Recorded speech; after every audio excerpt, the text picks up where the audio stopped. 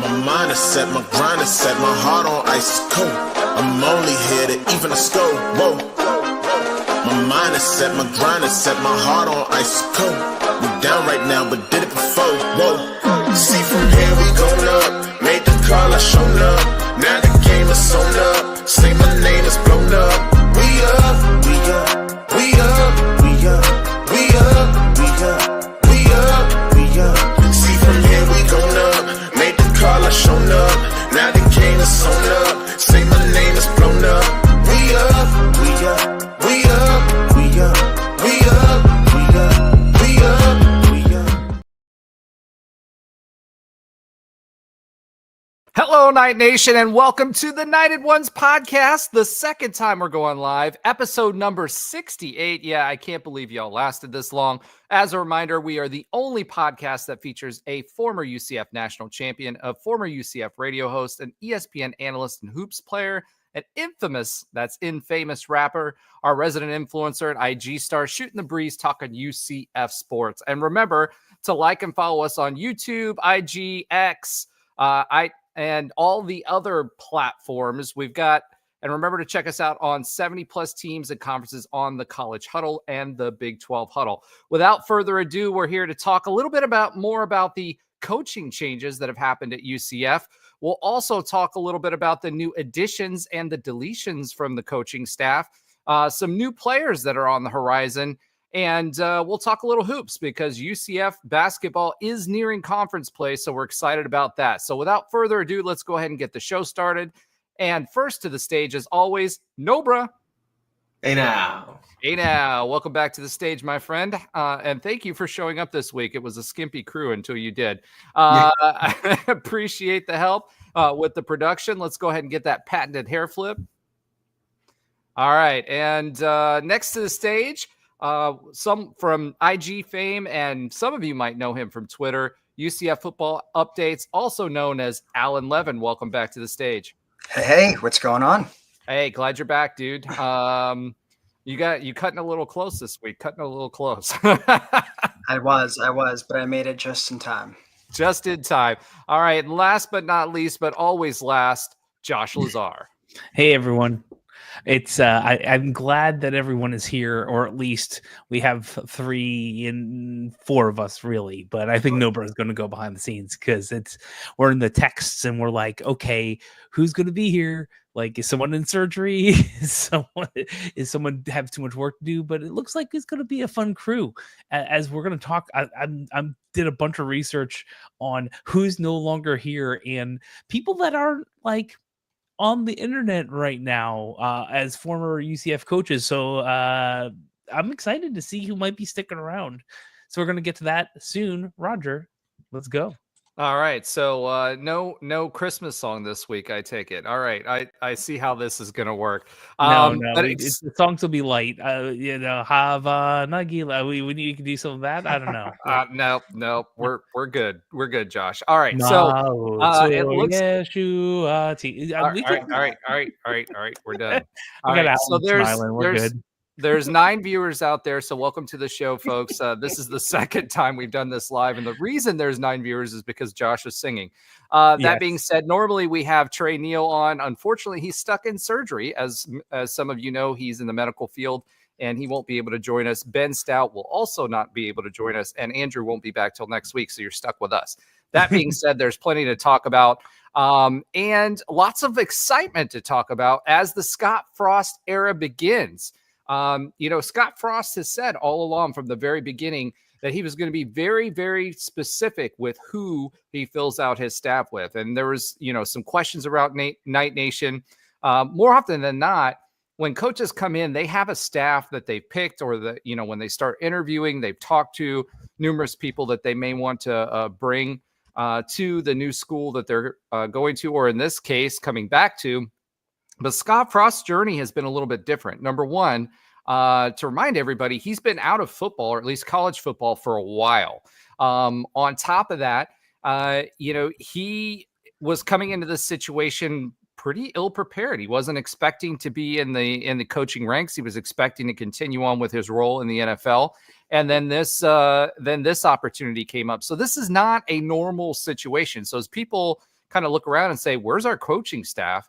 Those are things to consider. In addition to that, there may be some coaches that are still coaching in bowl games, etc., that are out there as well. As we all know, Eric Chinander, or Chins, as we affectionately or non-affectionately know him as, is the current DC for Boise State. Now, that doesn't necessarily mean that that's who he's leaning towards, but it's just a reminder that not all the coaches that we may be looking at and are out there. The other thing to remember is, from an offensive coaching staff, Scott Frost is going to run this offense, especially right now. So whatever he does, and whatever he whoever he chooses is going to have to meld themselves into the offense, the new offense, or UCF Fast, that's going to be coming into fruition, that he's designing right now. So that's going to be Scott Frost. He's going to be running the offense, make no bones about it. So the folks that he's bringing in, the OC really doesn't matter. That being said, defensive coordinator is a wholly different proposition, especially now that we have the NIL, that we're dealing with. You have to manage other folks as far as the portal is concerned, and all of that, all of those things that now are part of the head coaching gig. He's going to need a defensive coordinator that can run the defense. What's interesting too, on top of that, right, is that we just recently today gained a commitment from a pretty high-level safety who is a defensive player. So we still have folks that are on the team that are out there and are obviously recruiting for us, negotiating NIL deals, doing all of those things as well. But we do have a couple of people that have been announced, one of which is QB coach McKenzie Milton. So we were talking about that last week, whether he was going to be part of this team.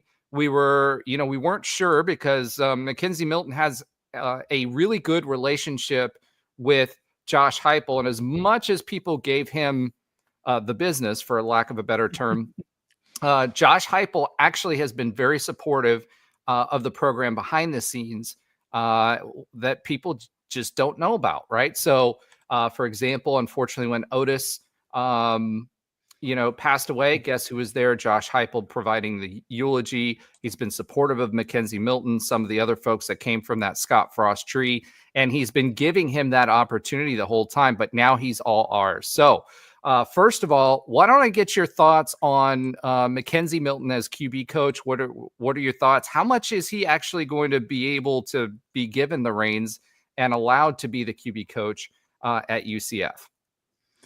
I think it's kind of clear that if the offense is going to be relatively similar to what we have seen when Scott Frost was here, that who else is going to be able to teach that better than McKenzie Milton? I mean, I don't think anyone else can be. And we're also forgetting that he was both coach-ish / sometimes player when he went up to FSU, right? And he's been around Tennessee for quite some time. So he has all these different offensive minds to gather this knowledge from previous or after being with Scott Frost. And look, I feel like there's a multitude of reasons for this, and perhaps part of it is giving someone the opportunity who basically got you a $30 million job. I mean, we got to think about it that way too, and I don't see that brought up too many other places. McKenzie Milton made Scott Frost a lot of money, and I am sure they both care for each other, right? Just as humans. So you have all these interesting things in the mix, and I feel like this is a great first step for McKenzie to get into the quote coaching ranks, not as an analyst, but actually, in the thick of it. I think he'll be killer on the recruiting trail because he's a show don't tell, right? Watch my tape. You might not want to say that to 17 and 18-year-olds, but the truth is, watch my tape. Go on YouTube. See my highlights. I know what you can do in this offense. So I feel like that's a good piece. A. B. He's been teaching for a while. see, he already said he wanted to come back here. His mother's talked about that on Twitter, and I knew it was going to happen. So I feel like, yes, this is nostalgia, and yes, this is bringing the team back for the most part. But I actually think this is going to be good for both parties. And you might get a little longer of a leash from a perspective of the fans who are in the know realize what next year might be. The fans are in the know, people listening to us, or you understand what next year could be because of the difference between the payments now and the rev share and how NIL is playing around. So that's just kind of where we are, and I really think that McKenzie will be given a little bit more latitude and to grow. And so I think I'm really excited about it, not just for the nostalgia. I think he's going to be a great coach. Alan? Yeah, I think you make a lot of good points, Josh. First of all, I think in today's world, coaches seem to be getting younger and younger. Like, this move may have not happened. Alan, I'm sorry, man. You've got some audio issues going on, so we'll come back to you as soon as you fix that. But yeah, he's not wrong though, and he might pop back to it. I was looking. Again. Was this better or no? Nope. No. So let's like Tulsa, where we'll talk about coaches that left UCF for another team. The head coach of Tulsa is 35, right?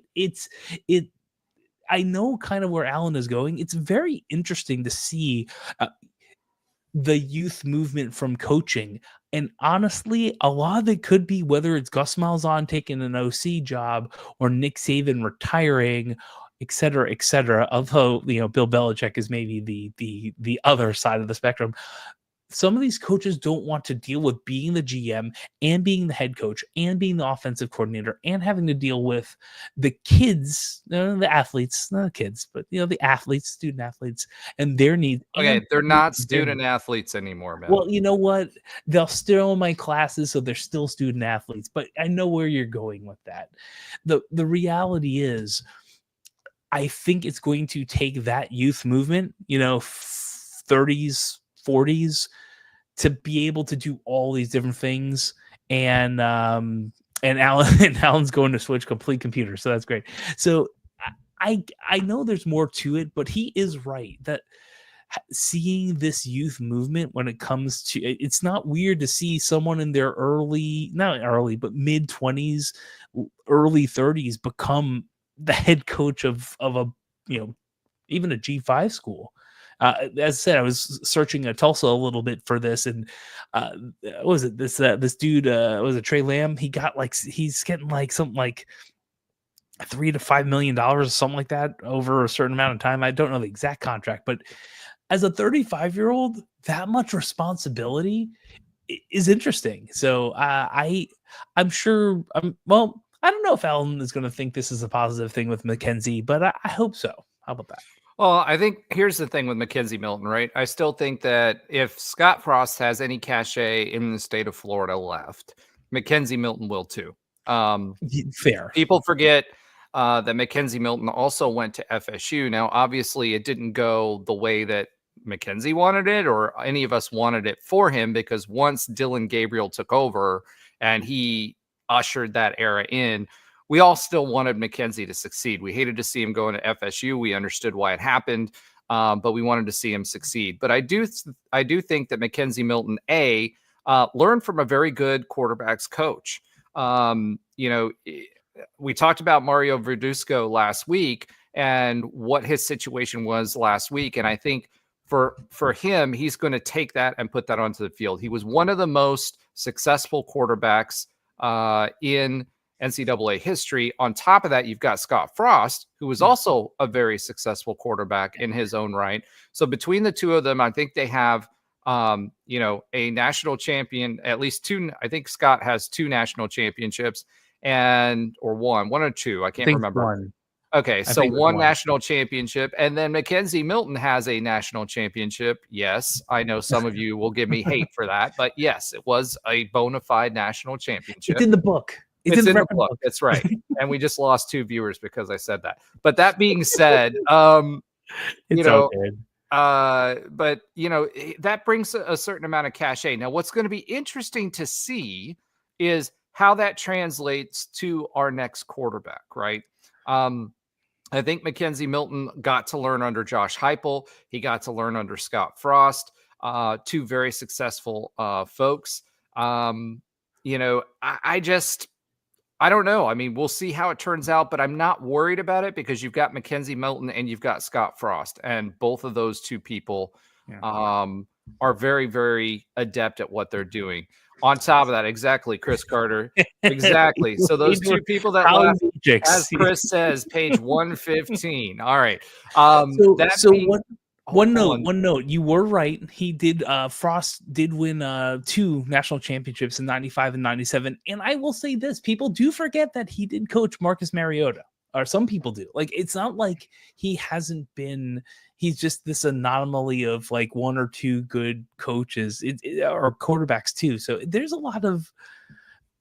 I feel like the cachet is still there. It's not that long ago. If you are a 17-year-old right now in Florida, this all happened while you were probably in elementary school, close to middle school. Like, we're not talking too far. You're 5th, 6th grade.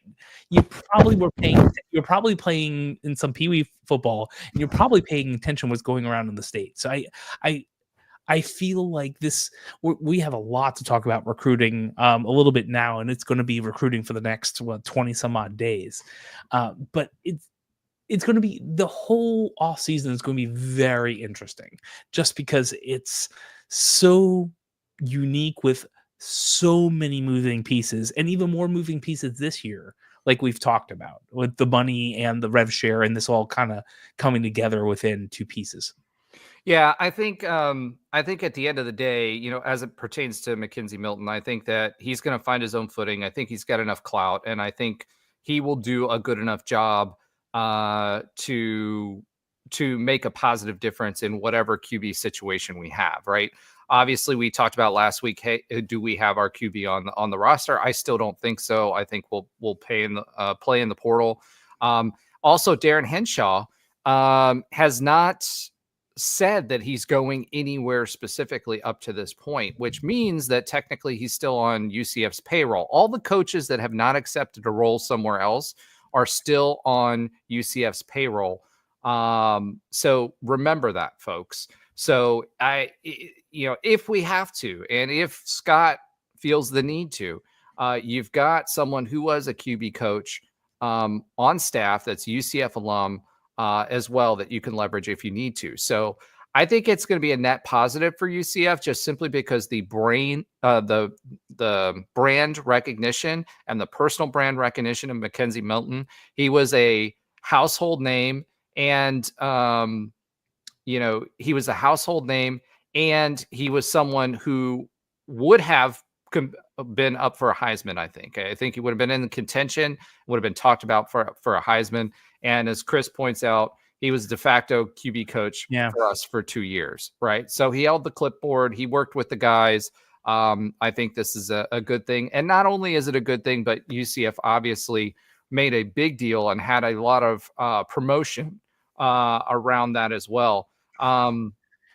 So, from all of that perspective, I think that it's an all-around win-win-win. You saw Shaquem Griffin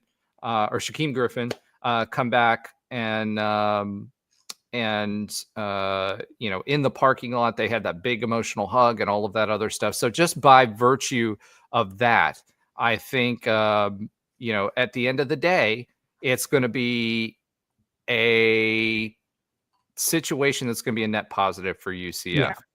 And John, I see this. Did you mean Darren Henshaw? Because I agree. I mean, the thing about Darren Henshaw that I loved when he was quote unquote OC, and I'll say quote unquote because we all know how long that lasted. One, he's UCF alum from way back. He bleeds black and gold. But also at the end of the day, he was one of those guys who didn't play the coach speak. very well, right? So whether it was by design or not, you didn't get coach speak from Darren Henshaw. So if you wanted insights to what was going on with the offense, if you wanted insights to what was going on with the quarterbacks, Darren Henshaw was your guy. And as John says, yeah, he told it like it was. And, I think to some extent, this fan base is looking for that. Under Heupel, we didn't have open practices. Under Gus, we didn't have open practices. And, after what I will call a traumatic season or traumatic 2 seasons, wow, Trey Neal chiming in here from the OR. Subscribe, like, follow, and share. That's dedication. But at the end of the day, I think that transparency is something that we need. Whether Scott Frost will give it to us or not, I think that's one of the things that was challenging thus far, was that we haven't been getting that transparency, more recently, because once he made his announcement, we really haven't heard anything, right? It's been pretty quiet. So I think that I'd love to see that as well. So, Chris Carter says, I think Henshaw would love to coach in Frost's offense. You mean actually coach, or just stand on the sidelines, like he did for Gus Malzahn? I will say this. So in the research of where things are going, and I think Chris was asking how much is Cam making in Tulsa. I'm thinking more than the 200 he was making here, but I can't find that yet. In doing the research, Henshaw is the only offensive coach, like a coach on the field, like a coach, not an analyst, but the only coach that has not said anything. There's nothing about him going anywhere or being hinted at or something.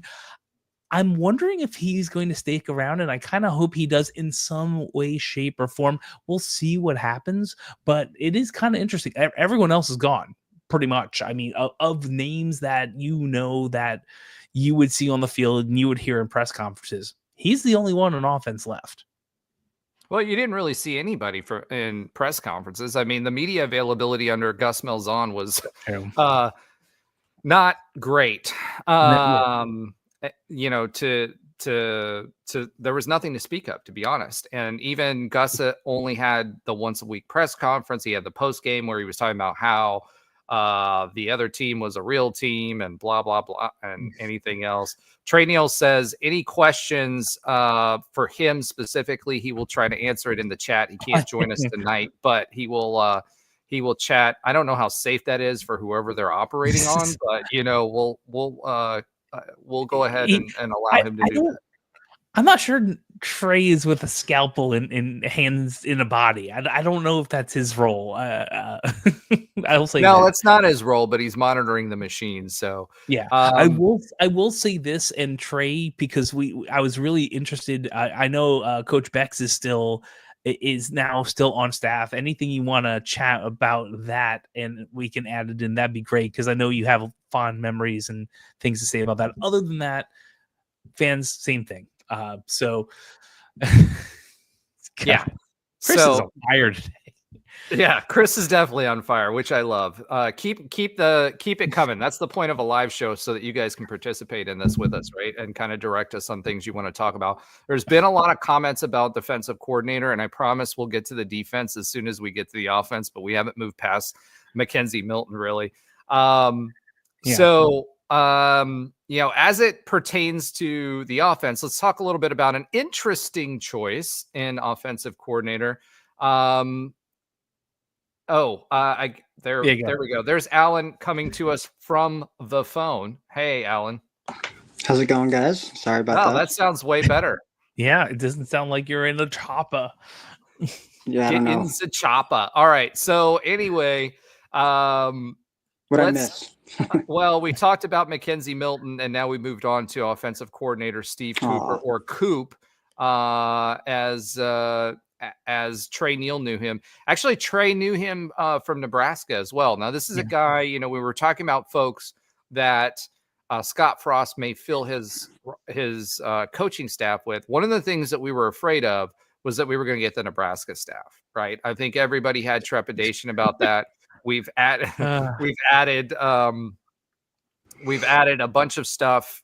We've added a bunch of coaches, and then of course some support staff that have been announced as well that have come into new roles into the program.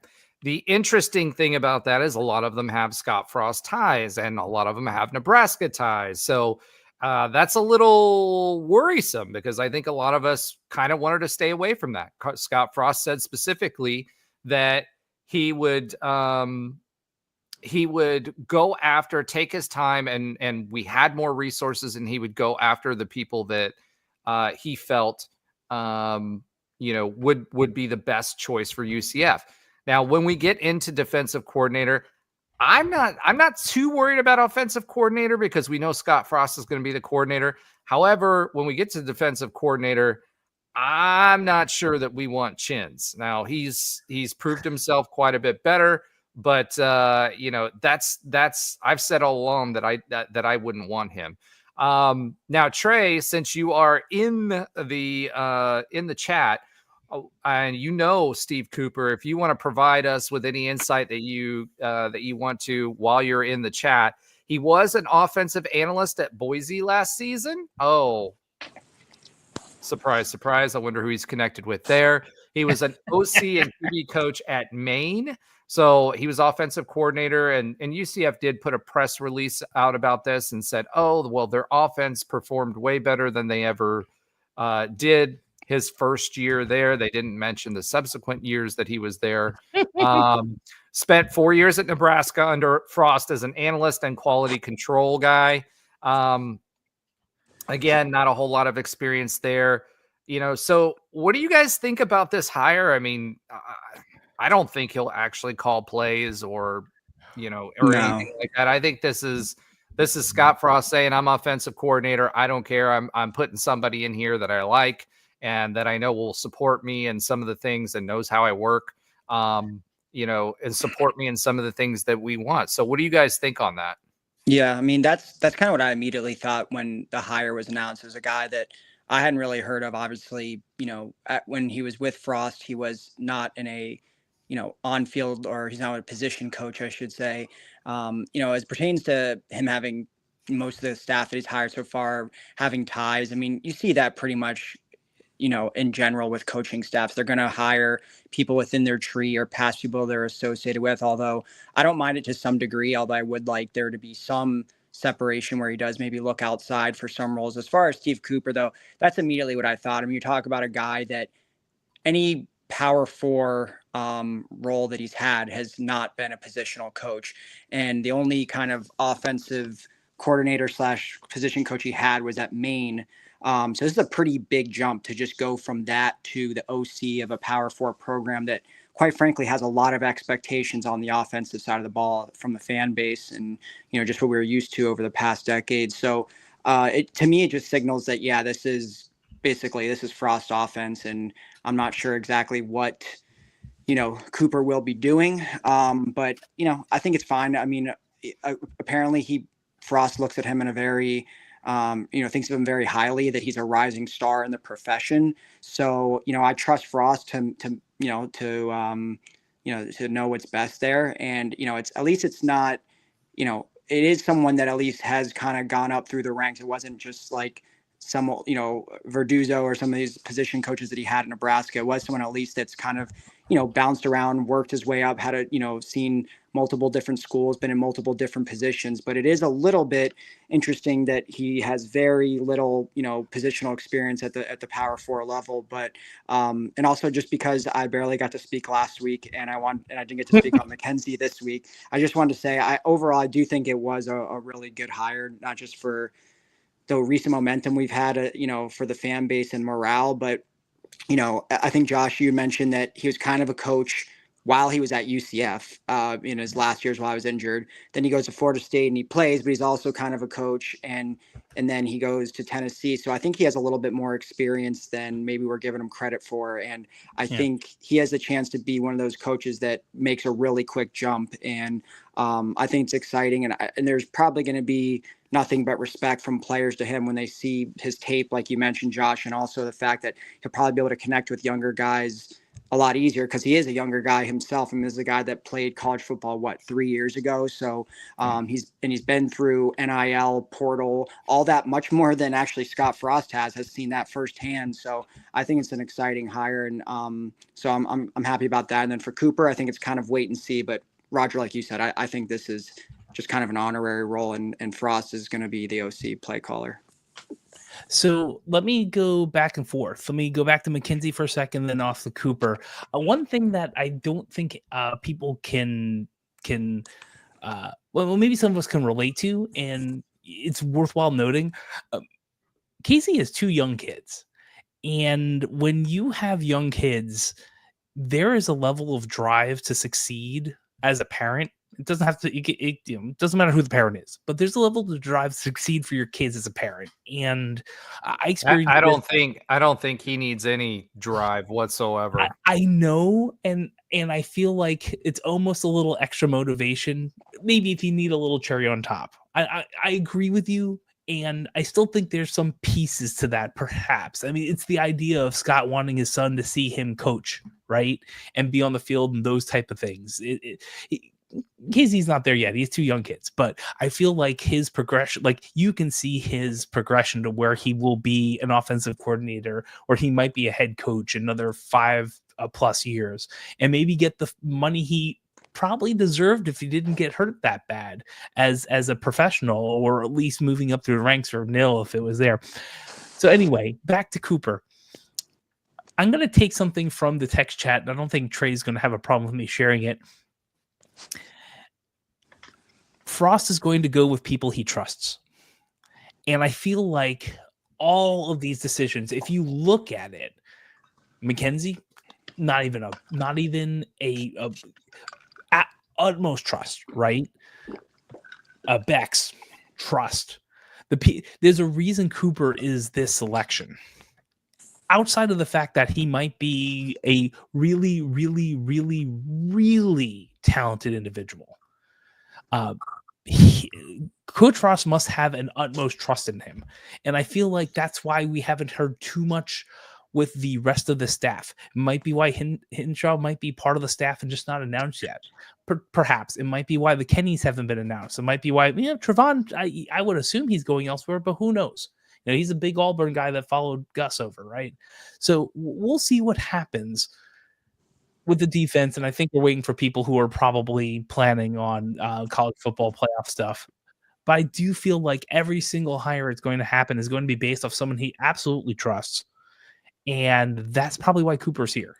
And that I'm really excited about that specific hire, because I feel like he might trust him enough with the offense to co-create while he does the nil-ish stuff, and we have a GM on top doing the GM stuff. I feel like that's a work together. Josh, I don't think so, man. I think Cooper is a guy that he's comfortable with, that he's bringing on board, that he knows can hold a clipboard and do the analyst work and the tape work, and he trusts from that standpoint to give him what he's looking for. I think that's all he is right now. Now, what he grows into later on, who knows? But I think that's what it is. He does have some OC experience. He does have. He was a passing guy. He was coordinator, big on passing offense. Yeah, as a coordinator. Trey Neal, who unfortunately did not make the show this week, but is still participating, says and knows Coach Cooper. Coop is a big brain guy, super creative offensive mind, but Frost will be the play caller, and he definitely trusts Coop. Exactly. And I think that's exactly what this hire was. That's what it feels like. And I'm not saying you have to co-create and be the play caller. That's what I'm saying. Like, I feel like this is in heads down, in rooms, breaking down tape, understanding where things are going, and working together. I feel like that's what it is, as opposed to what I believe was probably happening with Gus and Tim Harris and Darren Hinshaw. I think it was a little different. All right. That's fair. Alan, did you have something else you were trying to say? You froze up there. No, I was just saying I think I agree with you, Roger. I think in what Trey said that it's going to be, what he develops into later may be something different, but this feels like it's Frost's, offense. I mean, this is a guy that likes to have control of the offense, and I think right now, until proven otherwise, that's what we want. I mean, that's what we had the first time around, and I think that's what we want again. I know college football has changed, and the head coach has other, things they have to attend to, and a lot more on the business side. But I think we do want, Frost's handprints all over this offense. Yeah. I think Scott Frost knows what he's good at. I think he knows why he was hired, and that is to bring back an exciting offense back. Despite what has been, talked about with regard to Coach Malzahn, I mean, he was an offensive guy. We have tried ever since, Scott Frost hired to make sure we maintain a high octane offense. That's what UCF's brand was built on. I think Terry Mohajir knows that. I think even with Gus Malzahn, with Gus Malzahn, that was what he was brought into. And again, we put up a lot of yards. We were number one in a lot of categories. We just couldn't finish in the red zone. And that was what plagued that offense the entire time. So say what you will, that's what he was brought in for. And again, Scott Frost has been brought in to continue his brand of football, which is UCF fast, whatever shape that may take, because I don't think it'll be what the original was, UC Fast was. All right. So now let's talk a little bit about wide receiver coach, associate head coach, Sean Beckton. We were wondering and thinking that Coach Beck, or we were pretty sure Coach Beck had a job. He will be the wide receivers coach for UCF. For those of you that don't know Coach Beck was with the program for a very long time. He was a player for us. Was an NFL player, was with Coach O'Leary for a really long time. Great recruiter. Also has a lot of Miami ties, but also great wide receivers coach. He was the guy who molded all of the great wide receivers of UCF football that you remember. Guys, going back to JJ Wharton, going all the way back. He was the guy who shaped those guys. He knows what he's doing.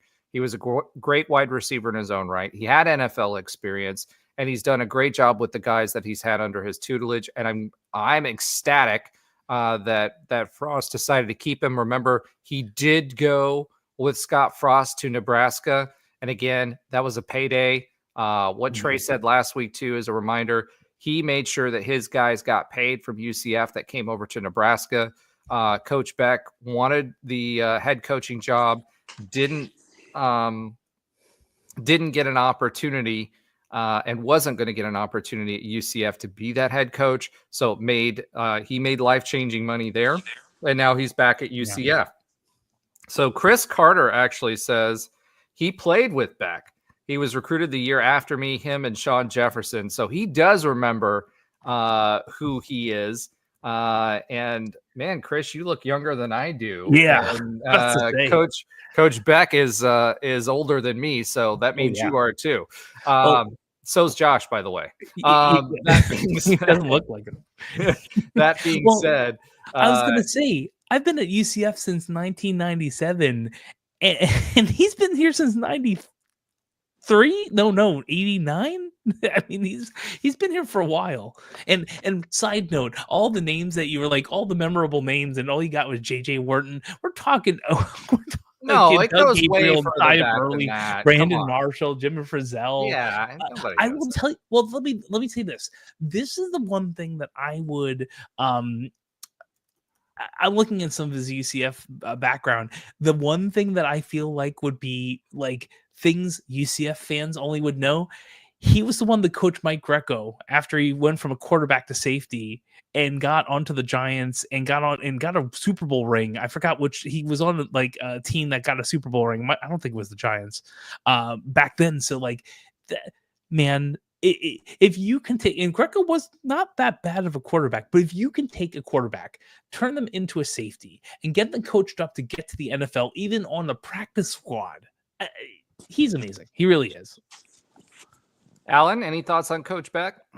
I mean, obviously, it's great to have Beck back. I mean, this is a guy that is in his fourth coaching stint with us. He's now coached wide receiver, tight end, defensive back, and really he's been in under 3 different staffs with UCF. Obviously, a UCF legend that is top 10 in most wide receiver categories.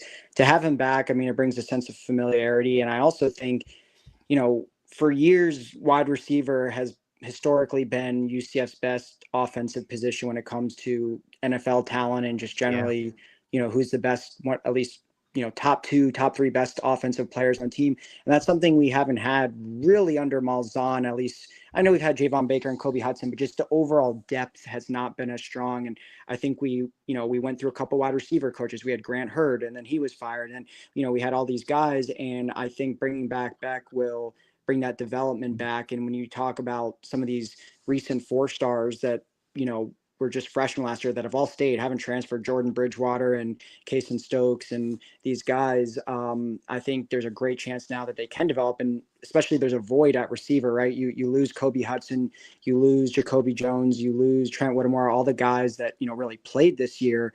So I think there's a really big opportunity. I'm sure we'll go portal hunting for receivers, but I think there's a big opportunity. I think Beck not only is a great developer, but he's a great recruiter.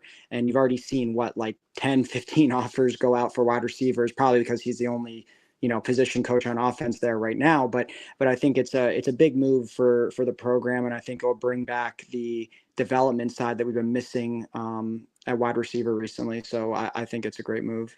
Yeah, well, I mean, one thing that will bring that back is having an offense that isn't run first. That also was going to help a little bit. Well, I was going to really hit on what Alan hit on, which was the development side of things. Right? I mean, that is true. That is true. One thing that Trey, I guess we lost Alan again. One thing that Trey always talks about was, Scott Frost's championship team was a combination and a mix of the O'Leary coaching thought and philosophy around fundamentals and toughness, combined with Coach Frost bringing in a new culture, right, and blending that with the new guys. I think that Coach Beck, as I said before, he's got a lot of Florida ties, but I think fundamentally one of the problems that we've heard about both at Auburn and at UCF was Coach Malzahn and his ability and his staff's ability to develop. And I think that from a fundamental standpoint, there's a reason so many UCF receivers made it to the NFL, right?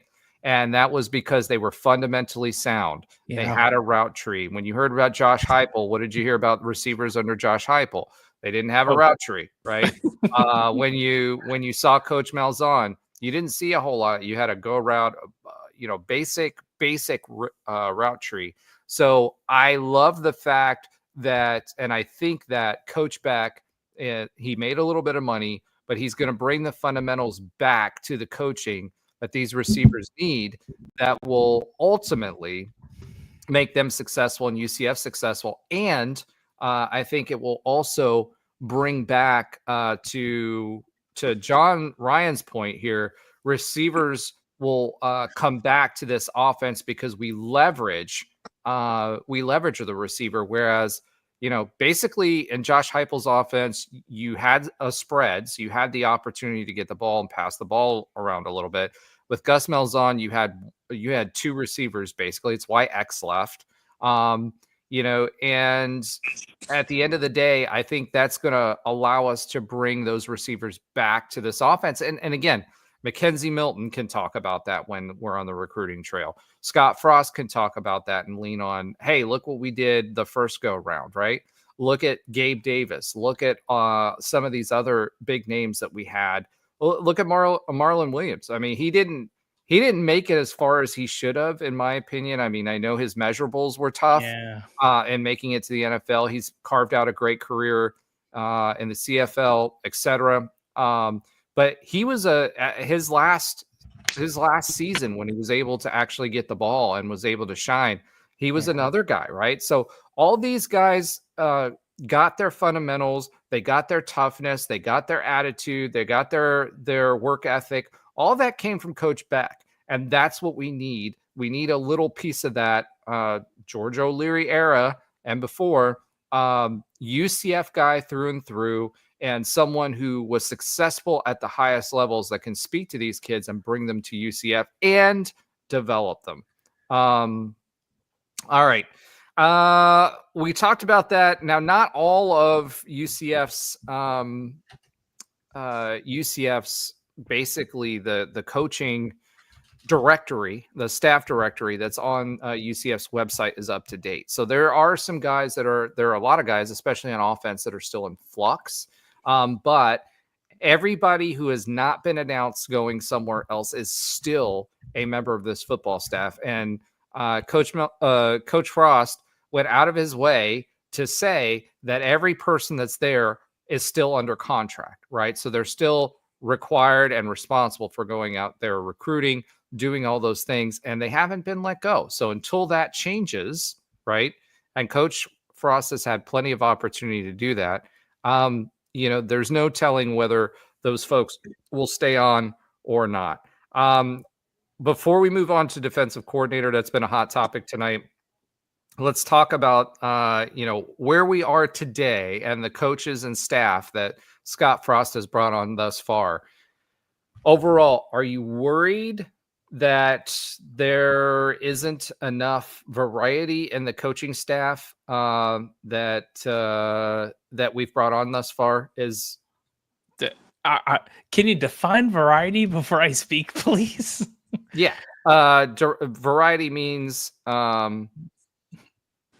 Variety means basically enough people that are non-Nebraska people back to the UCF staff. I mean, for what we know, yes, they are all related to Frost or UCF in some way, as that happens in coaching trees. So far, I'm okay. I honestly feel like when we know more about the defense is when we will see more complaints or accolades, right? No one's going to have a bad word to say about McKenzie Milton. Shouldn't have anything to say about a McKenzie Milton QB coach. I mean, has he been a coach before? No. But yes, like it's in name. He has been a coach, but not in name, right? So I'm comfortable with that. Coop, I trust Trey. Big brain guys. I love that. So I feel like we're going to get more of the angst of the fan base if Chins is the defensive coordinator. So I think right now we're good. I think TBD overall. But right now I think we're good. I have to trust the coach, right? You have to trust the coach. And Josh, have you not just been through this whole Malzahn experience? Listen, as far as people trusting the coach. Okay, if you really want to go there, first 2 years, minus some shenanigans with QBs, wasn't that bad. None of us were like, "Oh, this is horrible." It was the same 8-4, 9-4 Gus Malzahn experience that Auburn had forever. But okay, first year in Big 12, we all get it. I think we did all right. It could have been better, but it's what it is. This year is the only year where we're like, what in the holy heck just really happened, and why is it happening? Because we put a ton of money in NIL. Gus put money in NIL allegedly. Gus's wife did allegedly, and if this is what we get, okay. So we have 1 year of like really not great, and then Gus wanted to make his legacy survivable. So he has another shot. If you say trust the coach, if you say trust, I still think you have to trust the coach. Did I trust Coach Malzahn to do the great job? Yes. Did he supremely fail on that this year? Also, yes. Are we going to give him a hard pass in the last 3 years, which weren't that great, but not horrific? Well, here's the thing. I think there's a lot of concern about the way things unfolded at Nebraska. And I think That's fair. that's the reality of it, right? But hold on, let me finish. Okay. So that's the reality of it, right? And now Coach Frost has come back and he said to everybody, hey, I've got more resources than I did last time, right? So now that I've got the more resources, I'm going to take my time and pick the right coaches to bring on the staff. I think there is a lot of concern and a legitimate concern. And after he said that, there was an expectation by the fan base that he would not bring back his Nebraska coaching staff. And I think that is legitimately a question that we should ask ourselves, because it did not pan out, right? It didn't pan out when they went to Nebraska. Thanks, Trey. By the way, I noticed he's not in the messages anymore. He conveniently left when we started talking about his Nebraska team while he was there. But I think that's the concern. I think it's a legitimate concern. Yeah, I mean, it is a concern, but at the same time, there's really been three on the field coaches hired so far: the OC, the wide receiver, and obviously QB coach. So I think I'm going to personally wait to reserve judgment until, first of all, we find out who the entire defensive staff is, because there's no one there. You still have tight end coach, O-line coach, and running back coach, and strength coach and special team coach for that matter. And I know there's been rumors floated about who maybe some of those are, but there's still a very healthy portion of this coaching staff that hasn't been announced or publicly announced yet. So I still think there's a good chance that we're going to, see guys that are maybe outside of Frost Tree or outside of the Nebraska bubble per se. So until then, I think the hires so far have been fine.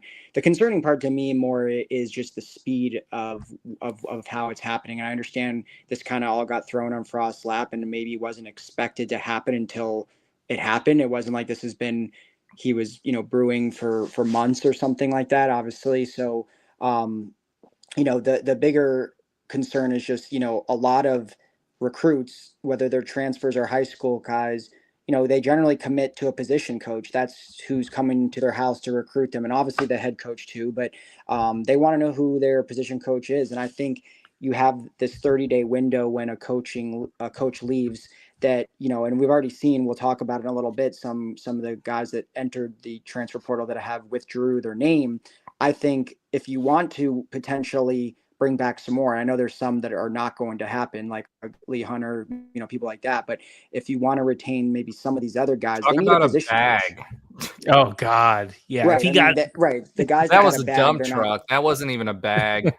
Yeah. So they need a position coach, though, I think, to commit to. There's going to be, there's very few players that say what Tony Tony Johnson, I think, that the defensive back recruit said that in the NFL you don't get to choose your coach. Most of these college players are going to want a position coach and know who it is and feel secure in that before they commit or stay or transfer, wherever the case may be. So that's more my concern. I'm not going to worry that the three on-field coach hires, when two of them are UCF legends, I'm not going to really complain. If our only gripe at the end of the whole thing ends up being Steve Cooper, I think, is probably a win in the long run.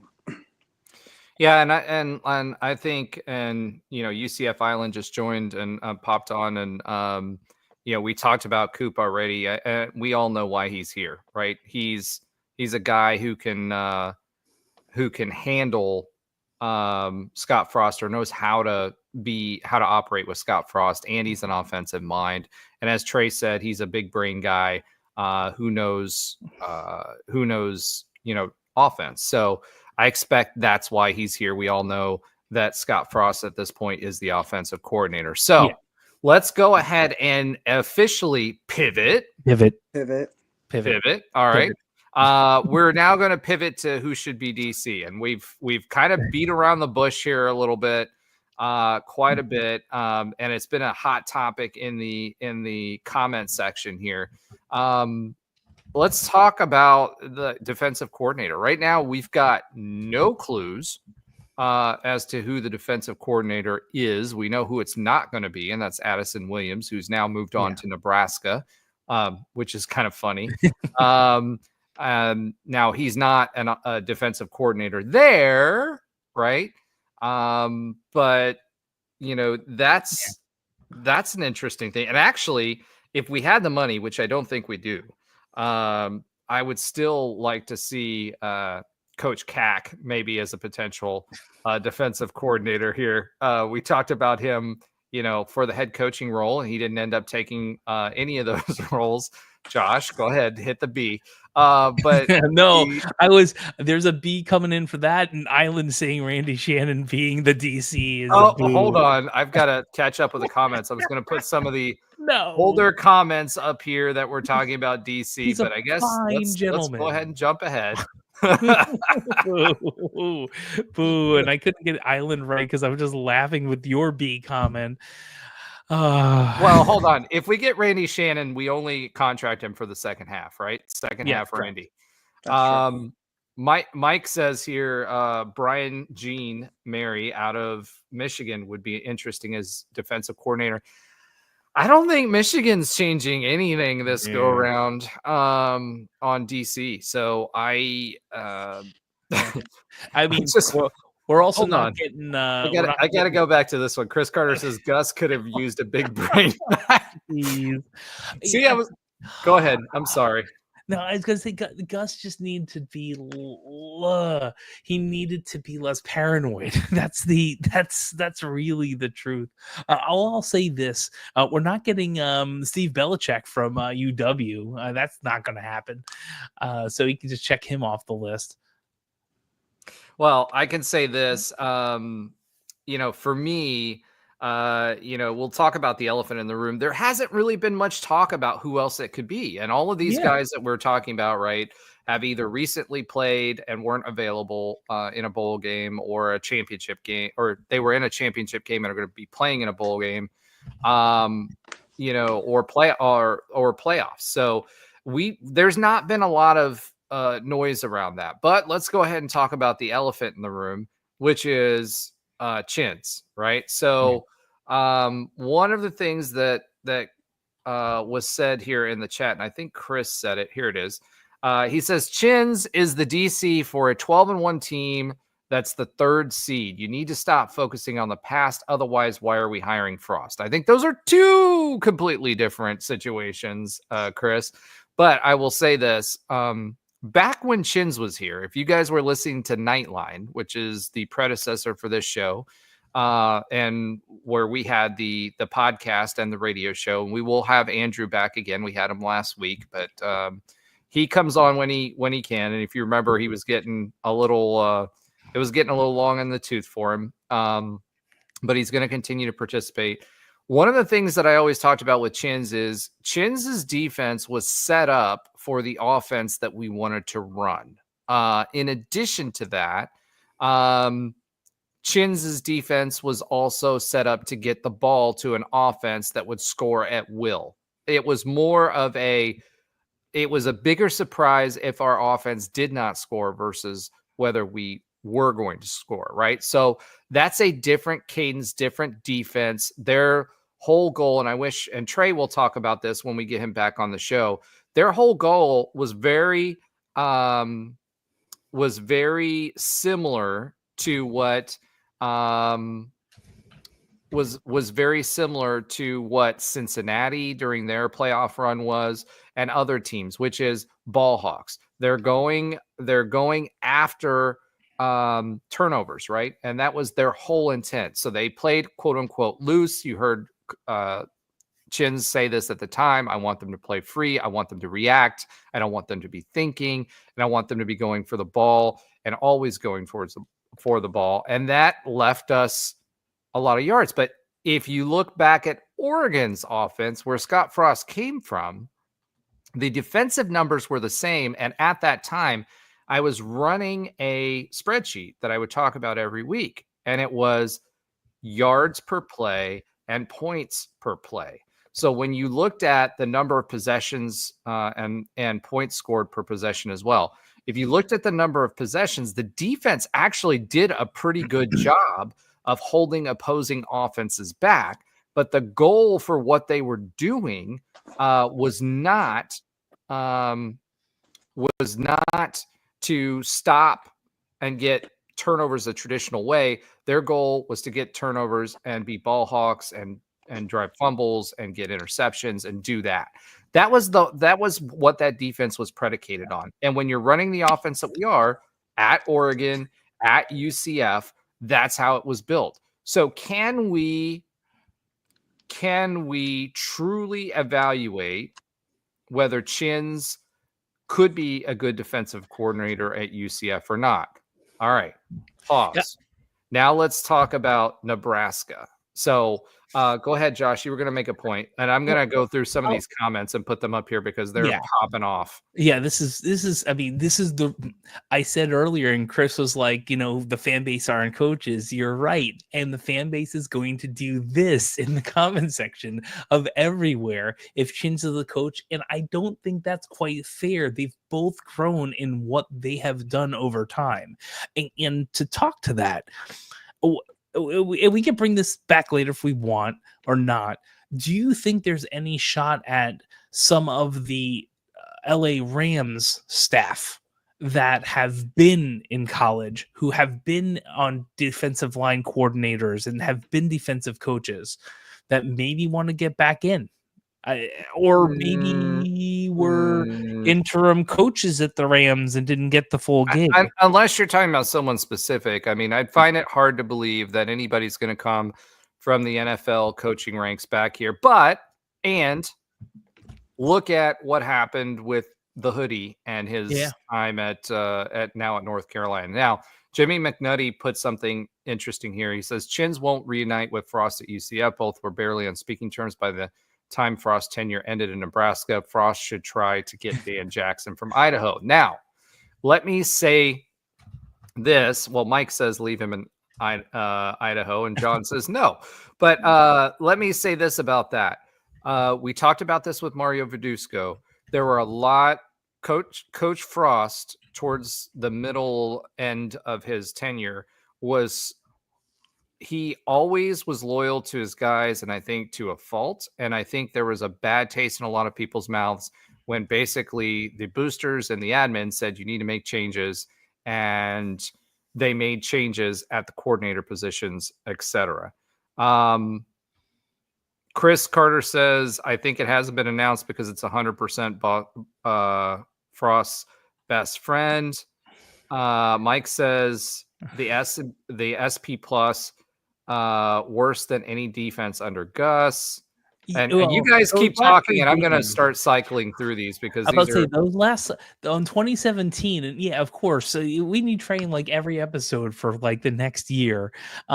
Those last 3 games, defenses weren't stopping just about anything. I mean, that USF Cows whatever game, we weren't stopping them except for the last time we in Memphis game. We weren't, like, it was just high offense and leaving the defense out to rust. So I can see that Gus's defenses are fine because that was free wheeling and dealing, as family Automart used to say, for 2017. And that's the interesting part, and that's, I think he addressed this in the presser and specifically did, because that level of here's 6 points and maybe a point after or a 2-point conversion in 2 minutes in a drive that's like 6 plays. I feel like there will be a bit of a mix of this because I don't think he can hang the defenses out to dry in this level of a conference against some teams. But I like that he is actually considering not even changing, but like adapting to the conditions he's in. That's kind of great too. Yeah, I think I mean, go ahead, Alan. No, go ahead. It's fine. Yeah, I'll just talk after you. Yeah. So I mean, like needle scratch. I think no one wants Shenander back. I mean, I'll say that right now. I don't think anyone does.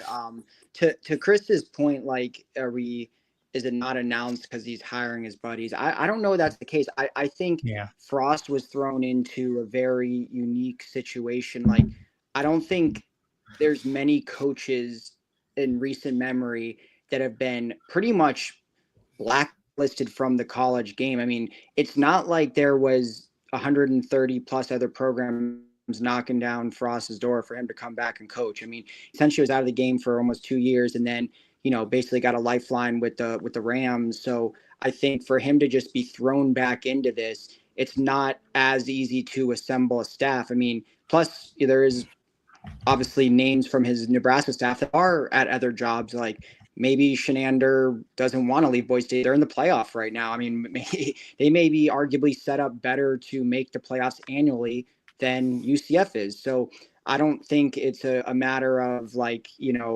it's not being announced. I think it's more so that he's got to take some time to find the right guys. It's not as easy maybe as it was for him a couple of years ago when, he was in the thick of things. So I think he'll get the right guys in here. It's just going to take a little bit more than, like when we saw Malzahn come in, he had staff hired within a few days, almost the entire staff, if I recall correctly. I just think it's going to be a little different from Frost because of the situation that he's in and we're in right now.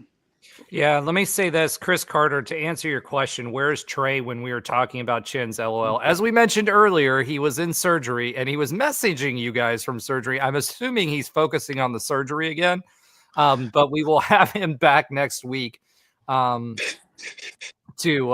talk again. We try to get him as often as possible in here. He's usually here every week, but unfortunately, this week he was called in the hospital for his role. Well, listen, I agree with. I flew down to Miami to do a quick meet and greet with some people and to see Trey in Miami, and he's like, "Oh, I'm free until 1 p.m." He's like, "Oops, got called in," and like, nope, didn't see him. Hey, there. you get a steak dinner out of it that he still owes us from Nightline, so I don't want to hear it. We'll figure it out.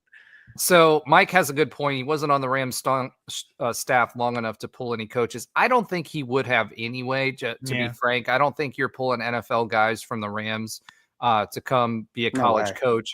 UCF Island says, to be fair, Chins is finished with the #1 sack defense and top 10 red zone defense in the country at Boise State.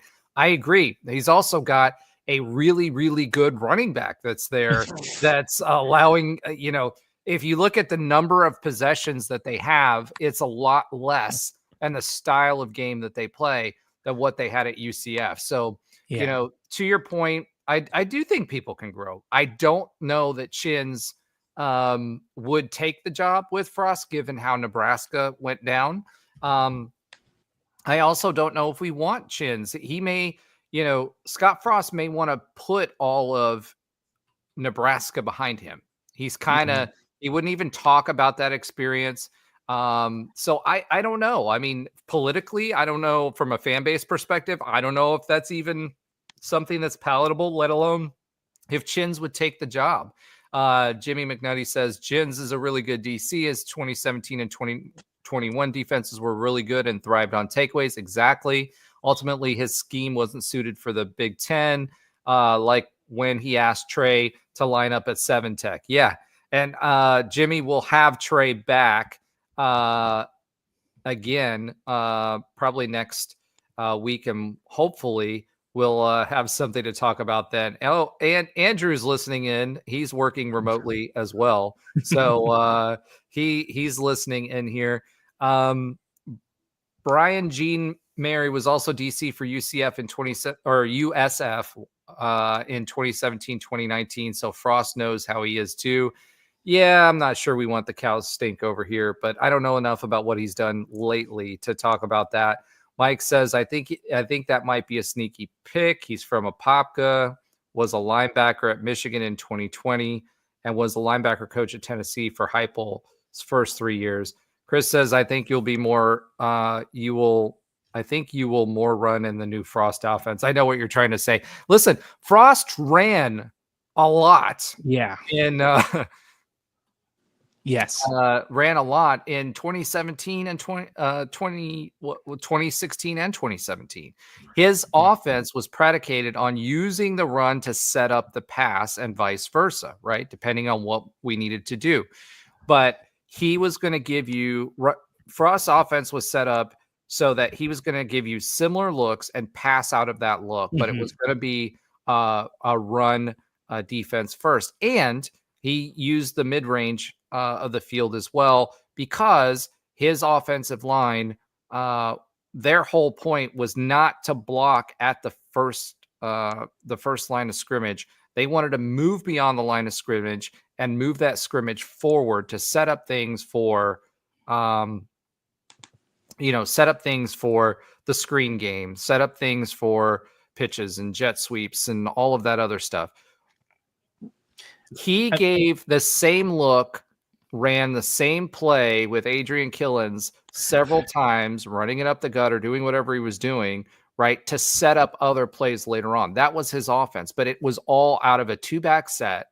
Most of it was out of a two-back set, and was a run-first offense to begin with that could pass. Yeah. I mean, I'm going back and looking at some of the numbers and pulling out Allen right now, and I'm like, even in 2016 there was 1,835 rushing yards, and in 2017 it was 2,589 across the board. Like, it just, and that's with McKenzie with 613 of that, right? I mean, he's almost as much as AK and Otis. Not combined, but like there's, and it's spread out. It's like Taj McGowan had over 200. Greg McCrae had one fit. Like, it wasn't just like, it's not just Kevin Smith, right? And if you want to go back, this Boise year is very much like the Kevin Smith was in 2007 when he got like a ton of yards, if I remember correctly. So like, it feels the same, except for we have no shot of a playoff game back then. So yeah, there's a lot, and it just floored me. Like the receiving yards in 2017 is 4,313 yards. Could you imagine if we had almost 7,000 total yards from scrimmage in any of the last 4 years? That would be nuts. But going back to what we're talking about here, do you guys, I mean, what are you guys' thoughts? Yes or no on Chins? Let's start with that. No. Nah. It's probably not going to happen. Let's see this. Probably not going to happen. I'm going to hedge my bet. If it happens, I'm not going to be completely mad at it, but I don't see it happening. All right. So I hope it doesn't happen. Let me just put it that way. I think that would be disastrous for Coach Frost. Whether Chins has grown up and, become a good defensive coordinator, I think that's going to make people second guess with regard to what he has said from the onset and his presser. So I think, I said from the beginning, Chins is a no for me, dog, right? I don't care whether he's doing well now or not. I'd rather roll the dice on a new coordinator and someone who we feel like can come in and excite the fan base, and we'll work with Frost, but not to a point that it's his friend, so he can make decisions if he does need to make changes. And that's the other big thing about that, right? So Scott Frost was loyal to a fault. Trey's talked about it. We've talked about it. The Nebraska experience has demonstrated it. I think we need someone who doesn't have ties to Scott Frost, who can be good on his own. And, that way, if we do need to make changes, we can. And we don't have to worry about this dynamic. So that's my take on that. Who's that going to be? I have no idea. We don't know yet. We don't know who it's going to be. Mike, what level of pay are you wanting to pay for the DC? We don't know what level of pay we'll be able to negotiate. One of the things, right now, that we need to be thinking about is that we're going to up our game for coaching expenses. Can we do it this year? This is kind of a bad timing year for us, right? Because we are still getting paid under the old contract, which is half shares, plus the AAC is pulling their portion out of that because we made a deal with the AAC for our exit fee.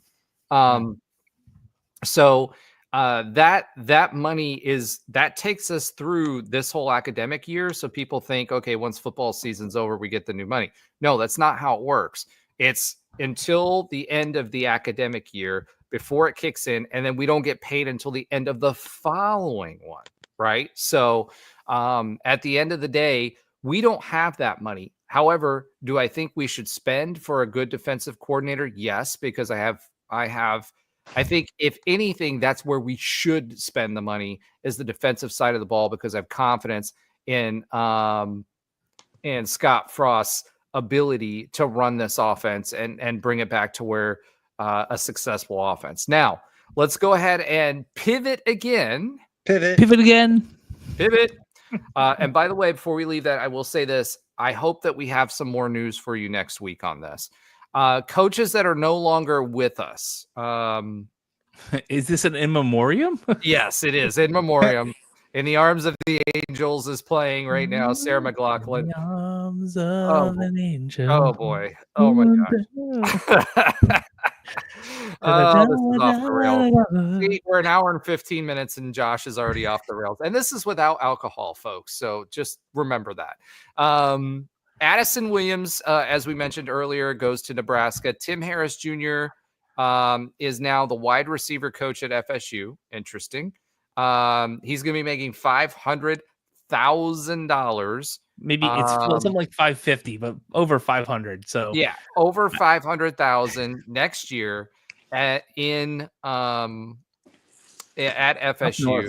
Yeah, Herb Hand goes to be offensive line coach at FSU. Well, they definitely need some help on the offensive line.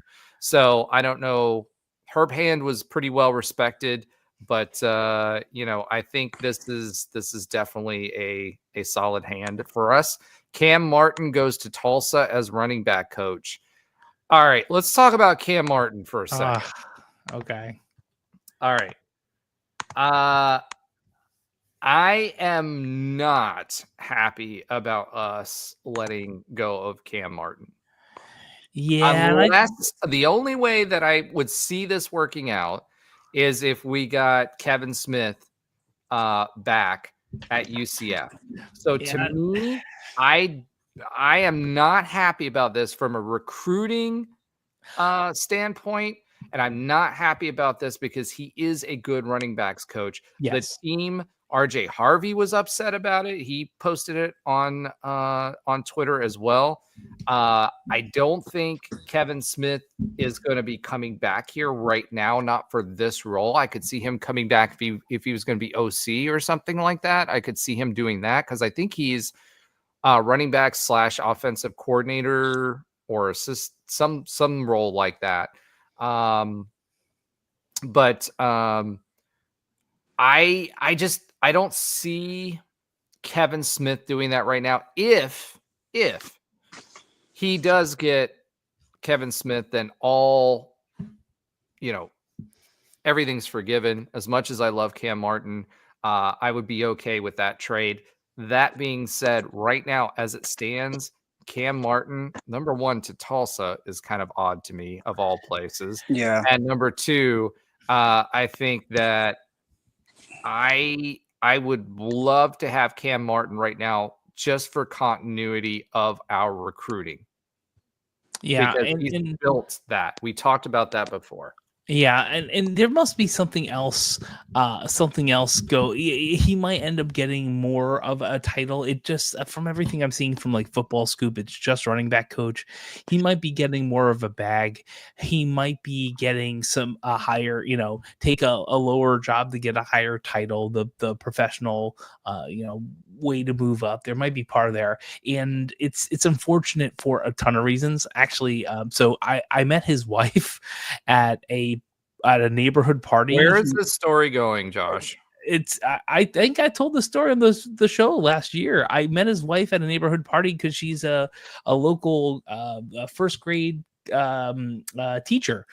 of my neighbor's kids, and she was at their birthday party, and I saw I realized who it was. We had conversation about UCF. I was wearing UCF stuff, and she FaceTimed him to say hi, and Roger yelled at me for not trying to get him on the podcast. So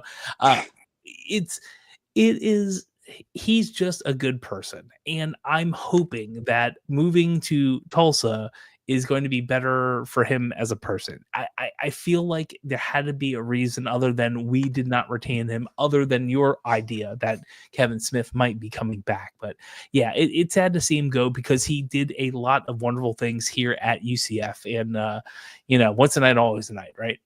Well, hopefully we can bring him back at some point in some capacity, because from a recruiting perspective and otherwise, he was definitely someone that I would have liked to keep.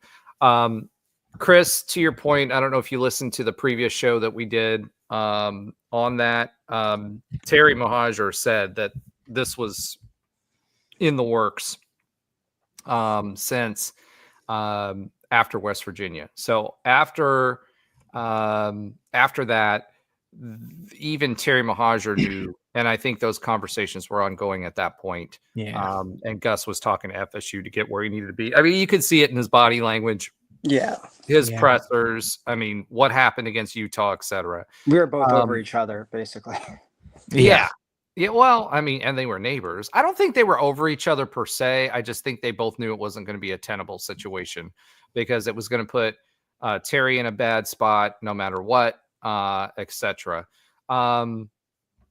The thing with Cam, though, like I said, going back to that, I really would like to keep him. So going back to what UCF Island says, no mentions anywhere. Darren Henshaw, Kenny Martin, Kenny Ingram, Trevon Reed. I definitely would like to keep the Kennys. I said that a couple episodes ago. I said that again last week. Yeah. I think from a recruiting standpoint, once we have our coordinators in play, I think that they're a reason why some of these guys stayed. Part of the reason why some of these guys signed with us, despite of not having the head coach. And I think they're two people that they need to keep from a recruiting perspective if we can. I agree, Mike. I think Kmart is staying, and I think Frost would be smart to keep both of them if he can, from a recruiting perspective. How much we pay them, etc. I don't know, but those are the guys that we don't know what's going to happen with them. But until something is said and something comes out, it's not. They're on UCF payroll, and they're going to continue. I think the bigger thing, and I think there's negotiations that are going on in the background, to the point about Cam Martin and his bump. I think that those guys are having those discussions, and the fact that we don't hear them bailing, I think that bodes well, and I think that means that UCF's trying to keep them if we can. So UCF Island says, I talked to Coach Martin in DMs, sliding in DMs. And he says he was being patient and weighing his options. He's still working through. Chris Carter says, I think Frost is in contact with Chins, who is advising him on the D coaches he would like to keep. Why else haven't we heard any news about D coach interviews? I think that might be a bridge too far. I will say that to me, I feel like the defensive, I feel like Frost isn't. There's a reason we don't know more about the defensive coordinator, even behind the scenes conversations, right? So, like Alan was saying, we kind of think we know who's going to be the strength and conditioning coach, but it hasn't been officially announced, right? There's people who are in, Coach Beck was in the room the first day, wasn't officially announced for a little while. So, I think strength and conditioning and Dawson is going to be that's a done deal. He's been here since last Monday. He's been on the ground. So all I'm saying is I feel like the defensive coordinator is known, but not to us. I don't think there's a ton more interviews going on to find this person, and I feel like it has to be someone who isn't willing to announce while coaching. Well, yeah, like and that would, I mean, that leads you to think it's Chins, right? Correct. I mean, that's the bridge thought Chris process. is, trying to, and I get that, and it might not just be Chins, right? But I feel like that is the fact that some defensive coordinator, some of the defense hasn't immediately jumped ship, right? There has to be something. They're I'm really evaluating. hoping. Okay, so you guys know my feelings on Chins. I've said that Yes. before. I'd really like it to be Coach Cack from Pennsylvania. Not just because I like saying that, because I think it's funny. Yes. But seriously, I Love it think too. he's a great coordinator, and I know that the Franklin situation is tenuous at best Mhm. at Penn State, and I'd love to have him here. T Fish is someone we talked I about love, last go around as well. He is someone from Coach's old staff that I would love to have back.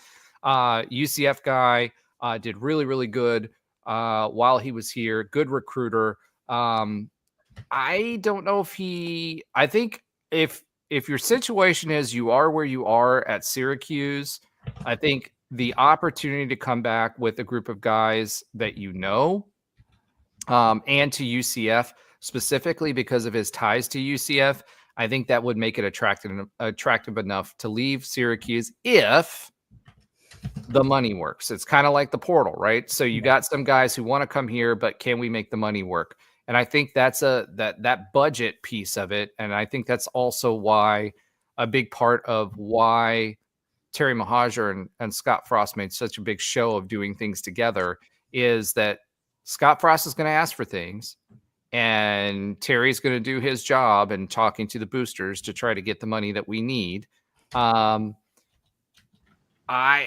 think that T-Fish could be brought back from Syracuse because Syracuse isn't going anywhere. And I think that he would be happy to take a job whether a similar role or some sort of assistant type role, whatever, here, as long as we can make the money work. Chris Carter says, so give up some names other than Chins who's still coaching now with a connection to Frost. There's not really a whole lot of them. That's the problem. You'd have to go further down the list than DC's, right? Because that's why I was like, there's some guys that he knew from Northern Iowa, or that's fair. There's some other guys that are out there that he knew there. But let's back that up a second and let's talk about that, right? So remember, Scott Frost, he was at Northern Iowa. He was at another stop. I can't remember where it was. He went to Oregon, right? And he came from Oregon and came to UCF, hired Chins, right? He brought Chins to Nebraska. Chins was there most of the way to Nebraska. And then that was it. That was the end of Scott Frost in college football until now. So there's not a whole lot of, now he does have some connections when he was, because he did work as a defensive coach as well. So there's some connections there. There may be some connections from the NFL, but really there's not a huge pool out there as well. As far as Chris Carter says, he says, anyone have details on Frost's contract? Yes. Money pool for assistants? No. His contract, we talked about this last week, mirrors what outgoing Coach Malzahn had, which is a $4 million to start and then escalating from there. It's a 5-year deal. He was co-DC at UNI. Yeah, that's what we were talking about. Yeah, I was going to say, we did talk about Kansas State's defensive coordinator, but he's the coach of the Falcons right now, so we can't get him. And that's why I was talking about the Rams. Like Giff Smith is something I was looking into. But you're probably right. I don't see that being logical, but there's really not that much there. And I'm going to dig while you're chatting. All right, Alan, what do you think? Anything to add to all of that? No, I think we really talked about this coaching tree and this search to this point. I mean, I am curious. I do think this time around, this coaching search is vastly different than the first time that we had Frost. And I think that, who we end up hiring at DC is going to be, such a massive hire. I think the margin for error this time around, just being in the Big 12, is a lot less. And I think we're all expecting Frost to do a good job and get UCF back to where we want to be. But these coaching hires are going to be so big, and I think Frost is going to need guys that, like he said, that are going to need to lift him up and be guys around him that can really help, because I'm very interested to see how he does coaching in this new era. It's funny. It's like he was only in coaching a couple years ago, yet the landscape has changed vastly since he's left. So it's going to be interesting to see how much he can handle. And then, who he brings around him is just going to have such an impact on, our success. But my hope really, I think, since we don't really know any of the defensive coaches yet, I think you gotta kind of have that same mold as the Kennys, young guys that can relate to the players really, really well. But I think the number one thing, and Frost talked about this in his press conference, was that he said we're going to build this the right way, and he kind of leaned towards high school guys and making sure that they develop. And I think the development is going to be the key thing here. So I want guys that are able to develop players, because that was one of the bigger gripes under Frost, is like, we don't know, like, all these guys that have transferred out outside of the obvious ones, like Lee Hunter and Randy Pittman and some of that, like, they could have been really good if they were developed. So it'll be really interesting to see, the defensive side, especially, who they bring in to develop some of these guys. Well, we kept some of our bigger defensive commitments, the young guys. We kept the young guys. We did, yes, we did, yeah. Definitely. I saw there's a stat that of the 2024 class, I think we've kept everyone from the entire class outside of 2 people. But just in general, like, that was a gripe going back several years of, guys that we never really transferred, but we never really got to see if they were good or not, and maybe they could have been. Well, and I think that Gus had kind of gotten a reputation for doing that too, and I think that would have eventually hurt our recruiting. So, as far as contract details are concerned, for those of you that aren't following the comments, that it has not been released.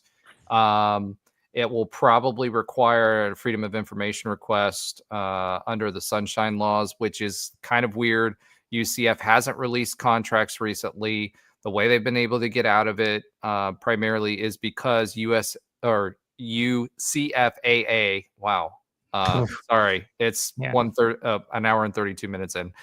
UCFAA, the Athletics Association, is a DSO, direct support organization. Correct. It is not a part of the university directly. Now, how that is affected, I don't think, unless it may change with NIL being brought into the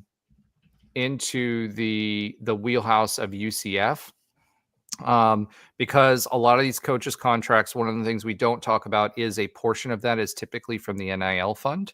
It's no longer just all from the university anymore. So they get paid for appearances and things like that. That's part of that contract that goes through their NIL fund for the school.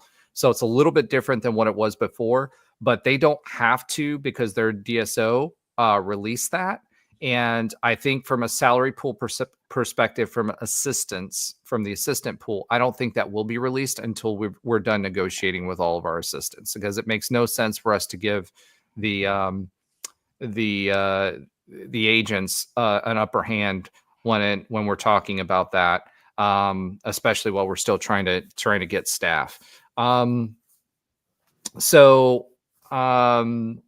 I can go back to the who else is going to be defensive coordinator to give some possibly interesting things, but just intriguing if you got 2 minutes or less. Yeah, let's do 2 minutes or less because we've got another section to talk about. No. I was going to talk about some of this in for the Northern Iowa Panthers, so maybe this will be the fun fact early. All right, so we have people names. I'm just not going to make you guess. In that coaching staff, Mario was the co-offensive coordinator. So we have Glasses that was there. Scott Frost, we know, was linebackers coach. Chris Kleinman was the secondary coach. Not going to get him as a DC since he's still in Kansas State as the head coach. And of course, coaching the tight ends as our favorite future UCF defensive coordinator, Eric Chenandler. So there's and actually I think Jerry Montgomery could be interesting, but again, this is trying to pull from the NFL. Jerry Montgomery was there, and he became he was a defensive coach of Wyoming, Indiana, Michigan, Oklahoma. Then he went to the Packers and just came a defensive line coach in the Patriots this year. Again, I don't see that as being a possibility, but it's within the realm. Going over to like Northern Iowa's coach just retired this year, like a couple of months ago, actually last month in November 10th. So that's probably not happening. Went back to Oregon. Again, the defensive coordinator to all those like losing to Auburn 2010 coaches, Nick Aliotti, or Aliotti, he's 70 and he's not really doing much anymore, even though he's at Oregon forever and then was on the Rams and UCLA. So I'm trying to find someone in this coaching tree that would make sense, or from places he's been. Chins is all that's coming up. It might be some. That's what I'm saying. I was talking on the side, like, would he be able to pull like a Giff Smith, who's been in college football a lot, who's working on the Rams now, who's not like the defensive coordinator. Like, I just don't see where this is coming from. It's anyone else other than Chins, or random person he knows that's not out of the coaching tree that he trusts, because that's really the core of it. I'm going back to Trey. People on this team are going to be coaches he trusts. Not finding too many. So I'm going to keep going in Oregon the last 3 years, but I'm not finding any, unfortunately. All right. Well, like we said, there's more to come on this. They're keeping it pretty hush hush. Like I said, they, I think whether they're going the Chins route or they're looking somewhere else, I think they're going to go big for a defensive coordinator. And I don't think it's going to be someone who's available at the moment, no matter what we do. We know from Terry Mohajir's search on the offensive side of the ball and for head coach, he swung big. He swung for the fences and talked to a lot of people. And I think they know how important this defensive coordinator role is. I think offense, we've got it wrapped up. So I think that they're going big or going home, and they're going to have a lot of conversations with a lot of coordinators that are currently playing in bowl games or potentially playoff games. So that's where we'll leave it for this week, but we'll definitely talk about it next week, and we'll have Trey back next week so we can talk about Coop and some of the other, his take on Chins as well. All right, let's go ahead and pivot. All right. So despite being in a coaching flux that we've been talking about for the past hour and 37 minutes, UCF has landed 2 new transfers. Defensive tackle RJ Jackson Jr., who's from Tulsa, height 6'3", 283 pounds.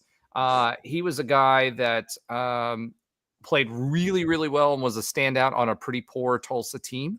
And then we also got defensive back Brandon Jacob from Maryland, height 6'1", 194. He was a 4-star safety that was a 2023 guy, and we brought him over, and we definitely needed some safety help this year, as evidenced by our safeties and then who we lost as well. So, Alan,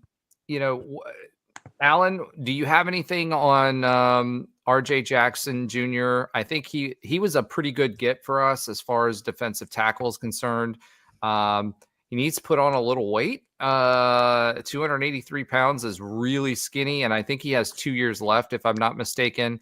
Brandon Jacob, I think, was a really good get. We'll see, whether he goes the way of the other Maryland players that we've had for portal transfers, like Scissor Ants and a few others. But I do think he was a good get for us. What do you have on both of those guys?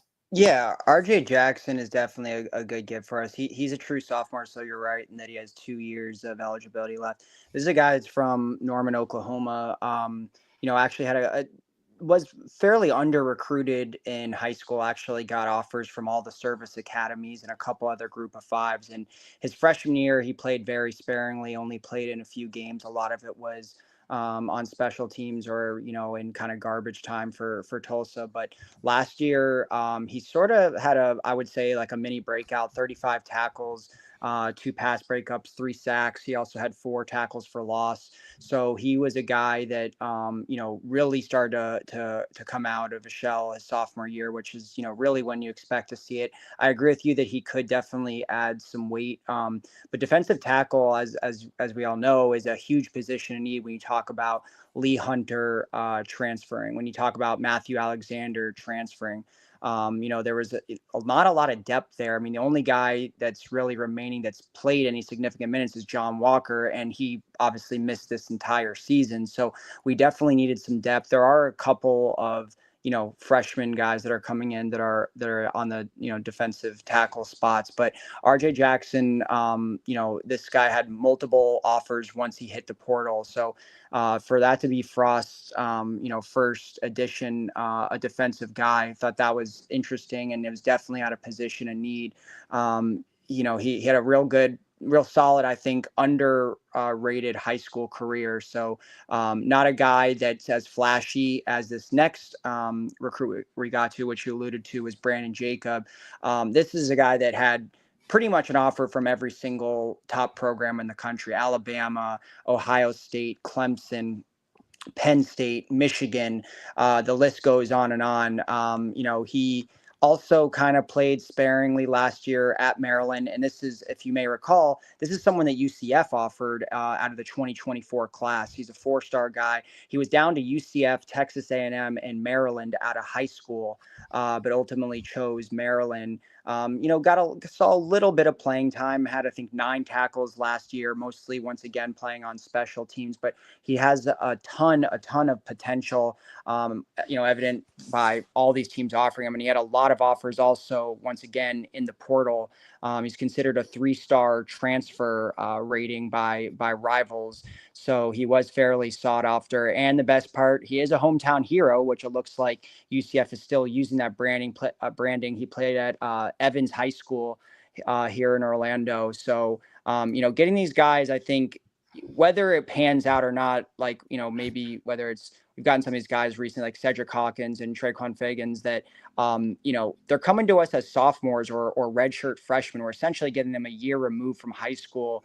So there's, still a lot of time to develop them and for them to make a difference. And this guy will have 3 years of eligibility left. So plenty of time. And, as you alluded to, the defensive back position is a huge position of need. I mean, Brandon Adams, all of our top guys are essentially, Mac McWilliams, all these guys essentially are graduating or going to the NFL. So I think to focus on defense initially, getting 2 huge positions that need defensive tackle and safety was the right move. And I think RJ Jackson is probably more ready to play right off the bat compared to Jacob, but Jacob has a ton of potential. And if, maybe getting under Frost's tutelage and whoever our defensive backs coach and defensive coordinator ends up being can make a difference. So I think these were both low risk, high reward moves. Yeah, interesting here. Matt, since we're talking about defensive tackle, I think this is important to note. Matt says, not sure if it was mentioned earlier, any word on Walker? No. No word on Walker. I think, honestly, now that the portal, we all were kind of holding our breath. Our breath. Collective breath. Yeah, when it came to Walker, yeah. when the portal opened up, right? And remember that didn't actually happen until after this, but they did have another opportunity as far as the coaching with the coaching change to get into the portal a little bit earlier as well. And he didn't enter the portal. I know he's going to be paid well, no matter what. We're going to give our best shot to Walker as far as our the money is concerned, but I think he may also be waiting to see what the defensive coordinator role is going to be, because he will be a hot commodity if and when he decides to enter the portal. So I don't think he's unlike most. He's not going to be one of those guys that puts his name out there and maybe sit in a while or whatever. He's a guy that a lot of people want and are willing to pay money for, including Miami and a few other places. So I think he knows he's in the catbird seat. And I think at the end of the day, it actually is better for us that he's not said anything than it would be if he did, because we know that the hometown pull is real for him. And, you know, with the change in management, so to speak, I think he may be a little bit happier with that too, depending on who comes in. We don't know. We know that Frost met with all of the current players, and you know, his priority was to keep the current guys that he wanted to keep, and I'm pretty sure that was a guy that he wanted to keep. So I think at the end of the day, I think that it's a good sign that Walker stays, or has stayed up to this point. We haven't heard anything. One other quick thing that that Mike brought up, and I just wanted to bring this up real quick before we move on. What do you guys think about Barrett Ruud? Do you think he's ready to be a defensive coordinator? Well, that's interesting, because see, that's the rub. I've gone through now every single season of Oregon all the way back to Northern Iowa, which is why I was, Chris, talking about Northern Iowa. There is the only thing will be Chins or someone coming from the NFL, or someone we completely don't understand where he had a connection with, because every single person he's probably worked with that we've seen has gone to the NFL at this point, except for Chins. So you know what? It's not out of the realm of possibility. I'm sure he has enough money to. I don't think the money is the issue. I feel like, just like Cam Martin probably going to another job to get a title promotion. I don't know if defensive coordinator in college football is better than inside linebacker coach in the NFL, but maybe there's more pay, maybe there's a little more prestige, maybe he gets into a coaching situation or something later. But I feel like it's possible. Yeah, I think that would be someone he would talk to, just because of the Nebraska and the UCF relationship. But I still think that we need someone that Scott Frost can rely on to run it on his own, because he's going to have his hands full with the offensive coordinator duties, and he's going to have his hands full with all of the other things that are associated with the new era of college football, with NIL and everything else. So I just think it keeps pointing back to Chins. I'm going to pull that up. I know, but I'm really hoping that it's not. I'm hoping. I don't think it. There's other. Why can't it be someone we just don't even realize who it is right now? That's where I think it's. Well, I think more than anything else, just because I think personally, and I'm just going to leave it at this for me. The reason we haven't heard anything is because no matter if it's Chins or anybody else, I think everybody that we would want to talk to is currently tied up, because we're willing to spend money on a defensive coordinator, because Scott Frost is going to take care of the offense. He knows he needs someone he can trust. So, you know, I think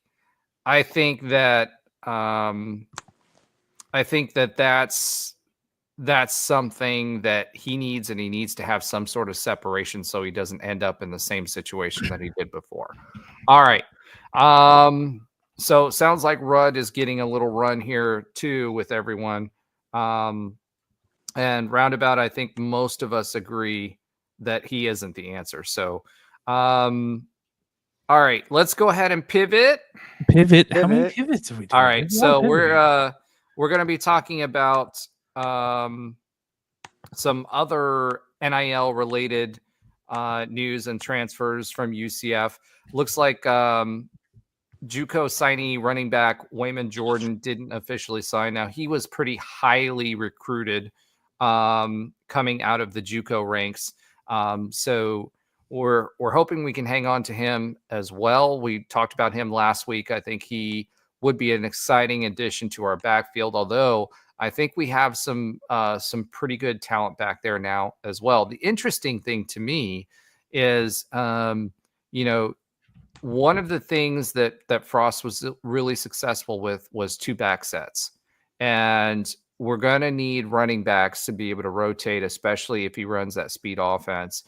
So we're going to need some depth at that running back room as well. So I think that when it comes to Jordan, I think if we can get him, that'll be a good thing. But I'm not as worried about the running back room because I think we've got some good players there. But I think we need a couple of depth pieces, with Tavion Swint coming in and a bunch of others. I think I do think that he would be a good addition, but I think it's not necessary right now. So whether he signs or not doesn't matter to me.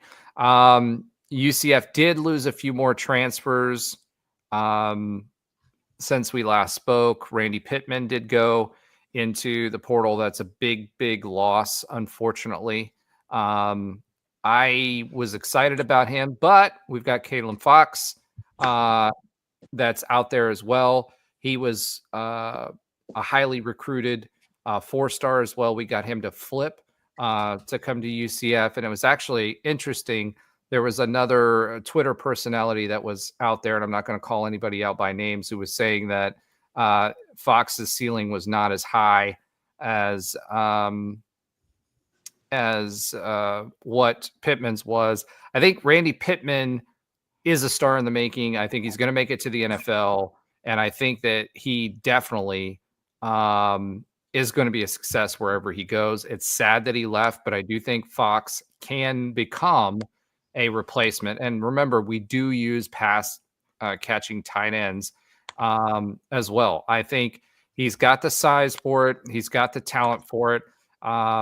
That Twitter personality got into it with his mom, and I think that she made a good point, which is, how can you say what someone's ceiling is without them even having a snap of football under their belt? So I think that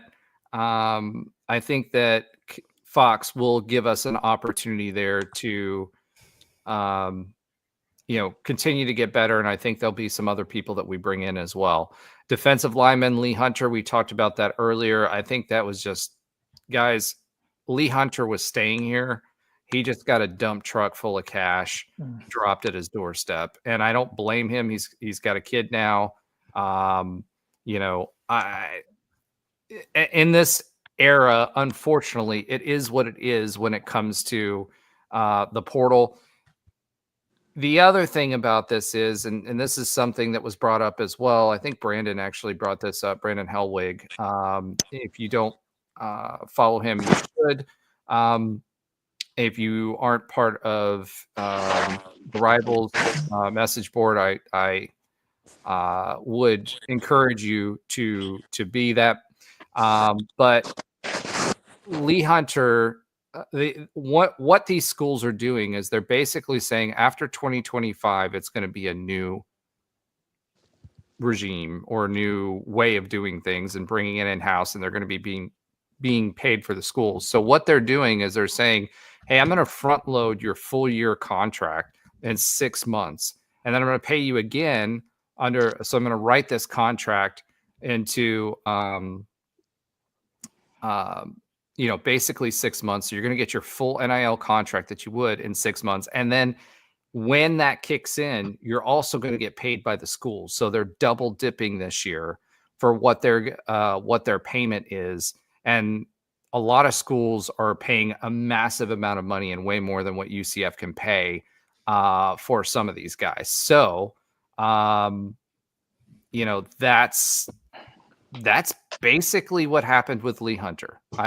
Lee Hunter would not leave. And Chris, I'm not going to say how much he got paid because from the number I heard and from who I heard it from, it's a pretty good source, and it's not something that they would want out there, and I'm not going to put out there, but it was enough to way leave. more that UCF could afford, and I don't blame him for leaving, unfortunately. I hate the system, but you know, the thought was that Lee Hunter was going to go to the NFL draft, and he was talking about going to the NFL draft. He posted about going to the NFL draft, and he's not going to the NFL draft and playing in college again. That should, a lot of these NIL players are getting contracts or more than they would get as an undrafted rookie or even as a rookie contract. So he's going to milk that for what he can, and I don't blame him at all. Like those are the people that deserve this type of funding, right? Like it's the Lee Hunters of the world, both good people and an NFL player right now, as Mike is saying. Absolutely. It's really weird. It's odd to me when some of these freshmen who are becoming sophomores are getting more than maybe some of us make on a thought or a hope. I mean, it's really in I love roundabouts thing, but good for him. And sucks for college football. Yeah, I mean, basically, it's like an NFL player at this point. That's how these guys are getting paid, right? And a lot of times better than an NFL player, unless you make it in the first 3 rounds. So, all right, the next one on the list, O-lineman Adrian Medley. Little surprised with that one. I don't know what he's getting offered, but he didn't. Alan, I don't think he signed with anybody yet, right? No, so far the only people it looks have signed of Xavier Townsend went to Iowa State. What's the wide receiver? It was in a couple classes ago. I'm forgetting his name off the top of my head, but he never played at all. But he was a guy who was out of Gainesville. He had an offer from Florida too, but he signed with Middle Tennessee State. And then we saw our punter, Mitch McCarthy. Tyree Patterson, correct, signed with Middle Tennessee. And then Mitch McCarthy signed with Indiana. And then we had one more Chasen Johnson originally looked like he was going to USC and then all of a sudden flipped to SMU. Otherwise, Hunter, Pittman, these guys, as of now, are just taking visits. We've seen quite a few of our guys take Florida State visits. Randy Pittman has taken a Florida State visit, as well as a couple other guys. But yeah, they have not signed. Like Adrian Medley has not signed anywhere yet. But I agree with you. I'm pretty surprised. I thought he'd be coming back. I mean, this is a guy that's been on the UCF roster. I think this was his 4th year on the team. Has obviously been through 2 coaching staffs. Thought he would stay. I mean, he was a starter. I don't know how much of a bag he's going to necessarily get, but he was a solid, starter. So we'll see.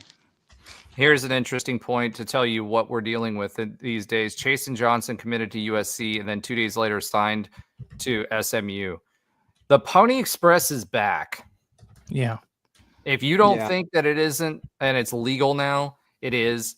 These guys bought their way into the ACC by not getting any money from the ACC for an extended length of time.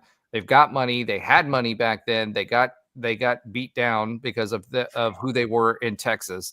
But the Pony Excess is what they were called after the Pony Express. They're back, guys, and they're going to be a problem as far as that's concerned. They're going to get the players that they want. And, this is, as we talk about NIL, that was one of the things we were going to talk about for this evening. Hunter is going to get somewhere around 6 times what he was getting at UCF. So it's going to be really, really hard for us to be able to compete right now. Right. Last year we had a pretty good war chest, but we went all in because Coach Malzahn went all in. And at the end of the day, we're not going to have that every year. I mean, we're not going to have that every year, right? Now, we also had some big name players that are still involved that didn't want Gus Malzahn around, and they were going to be withholding some money if they didn't get their way. Certain person that you see all the time that's a crypto personality and founder of a certain crypto coin, Ethereum, that is a UCF donor. The St. John's donor who's spending some money and throwing it that way. So, again, when it comes to that, I can't really blame the guys. I don't like the system, but I can't blame the guys. Chasen Johnson, if he committed to USC, that's one of the bigger bag universities that's out there and has been for a very long time, to the point where there was a Heisman lost over it, right? Yeah. Now we're talking about SMU coming in and signing and stealing Chasen Johnson for that. I hope clearly he's getting paid. One of the things we used to talk about not giving guys a hard time was the fact that they spend well more than 40 hours a week working football and then having to go to school. Some of them play school more than others. But between, workouts and not just what is mandated, right, but also what they're out there doing on their own. Yes, they get access to world-class training and facilities and all of those things. But at this point in time, I don't blame them, because the NFL is not promised. It's an even smaller pool. So if you can make money in the current pool of players, where you can rise to the top and make that kind of money, then I don't blame them. That being said, NIL is doing exactly what we said it would do. Yeah. Right. And it's killing the college game. Yeah. Also, there has to be, and I've screamed about this for a long time, there has to be some protections in place that swing this back to the university. Now, we saw the same thing happen to the coaches. Now, remember, everybody was talking about you need to reopen the kissing booth. That's right, Matt. I was going to mention that, but I decided against it. But since you did, the kissing booth needs to be open for business. That being said, talking about this from a coaching standpoint, what we see now with the NIL is even schools like FSU and Oklahoma State, by the way. We saw it with Oklahoma State. We talked about it a little while ago about what they did with their contract. Now, the head coach at Florida State University, right, which that everybody here knows that, Mike, right? It came out today that he voluntarily cut $4.1 million of his salary to put into the NIL pool. That's where we are today. So that's starting to regulate. What happens in college football that's going to swing it back the other way? Who knows? But one thing that needs to happen, in my opinion, is contracts need to be longer than a year-to-year contract. There's no way that you can manage it. It's not that way in the NFL. There've got to be multi-year contracts. Even NFL players that go into rookie max deals, what happens? They're under contract for a period of time, and then the team has the option to extend them, etc. So rev share will cap some of these things, but NIL is still out there. The problem with rev share and the NIL thing, it doesn't eliminate NIL. Right? It's supposed to regulate NIL, but again, that regulation is subject to the schools, right? And so as long as that happens, you're not going to get any type of regulation on NIL. So, one thing that we were talking about here regarding, someone was talking about this, like doing this like the soccer teams do, right? Where they have to buy and compensate the other team and buy out the contract from one to the other. That way that money goes back into their pot so they can go get somebody else. I think that's a better system. But it, I don't see it. I don't see it. I don't see this as a fix. College football has always been slow to adjust. And remember, folks, the power has been consolidated in the quote unquote power two through dollars, and they're going to leverage that. And no matter what happens, you can't, at this point, enough brands have been consolidated that you cannot make decisions without their consent. And they're always going to put themselves in a better position than everybody else and bend the rules, no matter how they justify them, to put themselves in the best position to compete for players. That's it. Period. Dot. So I don't know. Womp womp. Yeah, where's my sad mean trombone? Mr. Negativity, but this isn't going to be figured. This isn't going to be figured out in the next 3 to 5 years. I can tell you that right now.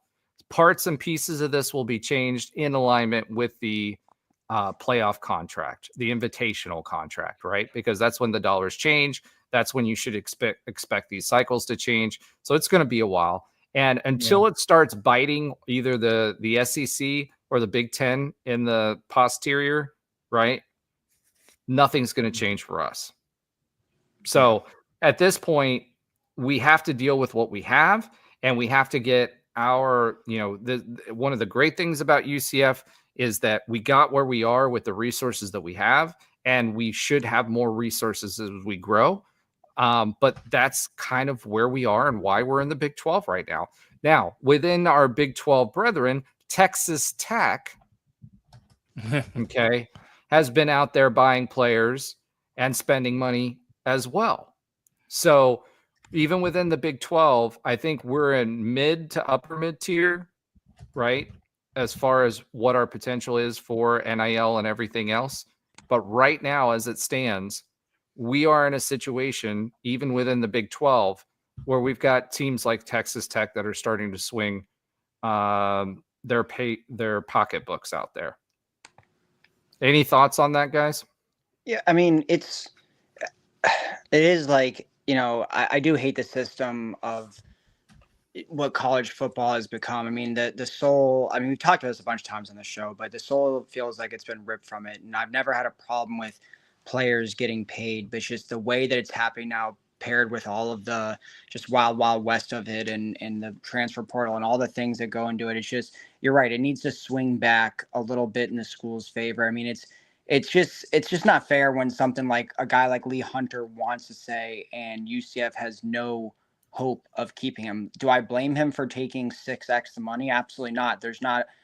There's very few people in the entire world that, if you came up to them and offered them 6x their current salary, where they wouldn't leave. And it's not a loyalty thing that I get upset at, where you see a lot of fans comment that. It just sucks that we can't even compete and have a chance of holding on to our best players. Now, granted, UCF did a great job last year of doing that. They kept on pretty much to all of their primary players. And I think that potentially can happen again in the future. When you talk about rev share, we're kind of in this like gap in between year, whatever, but it does suck that this is what it's come down to, where, and people try to compare it to like NFL free agents, but it's not even that. It's some weird worse version of that, where, there's literally, you can sign on National Signing Day, and then a few months later, you can just leave. There's not even a 1 year guarantee, which is ridiculous. You should be on the team for at least a year.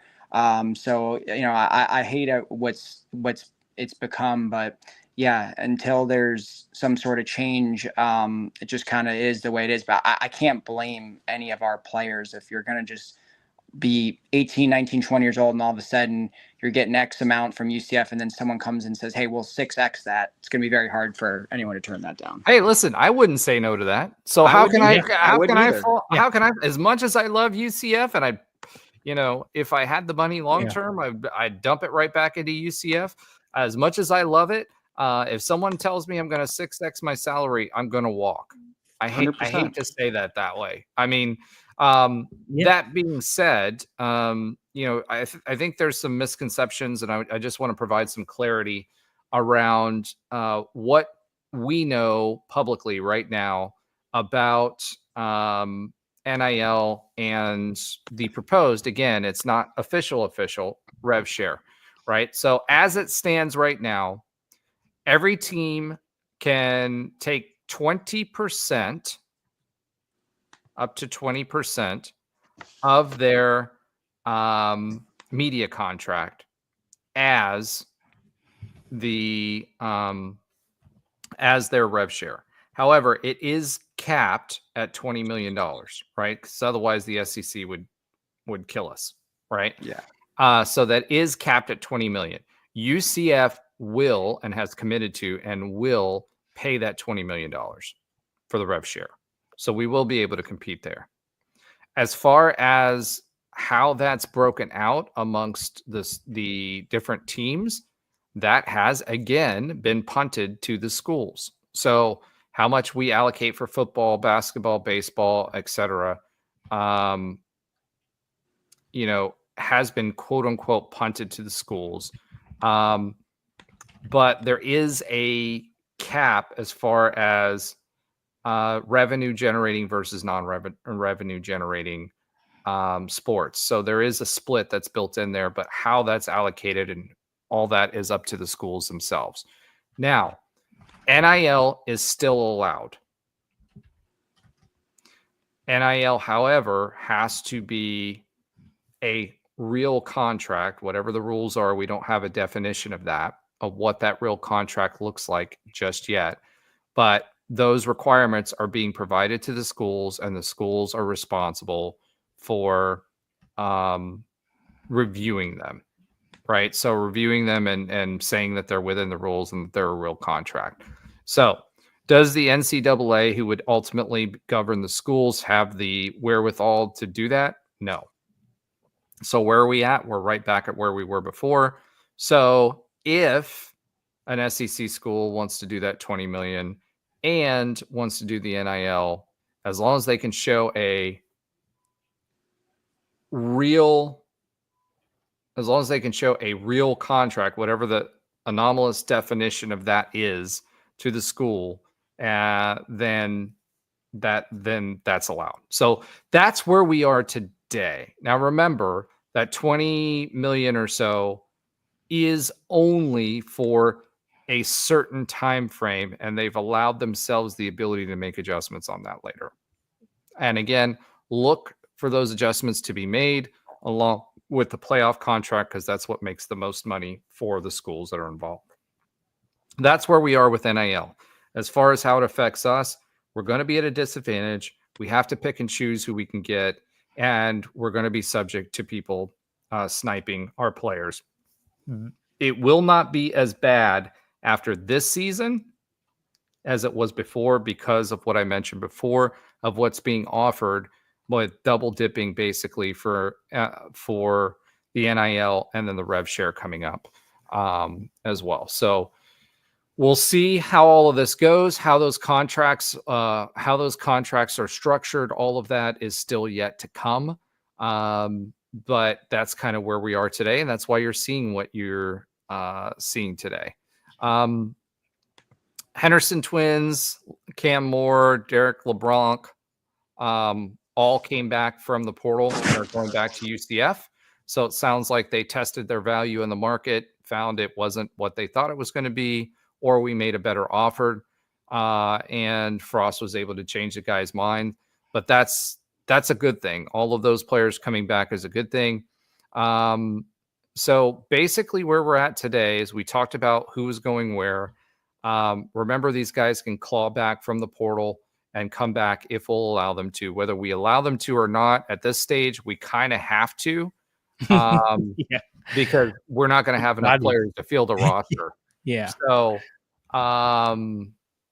that's kind of where we are today.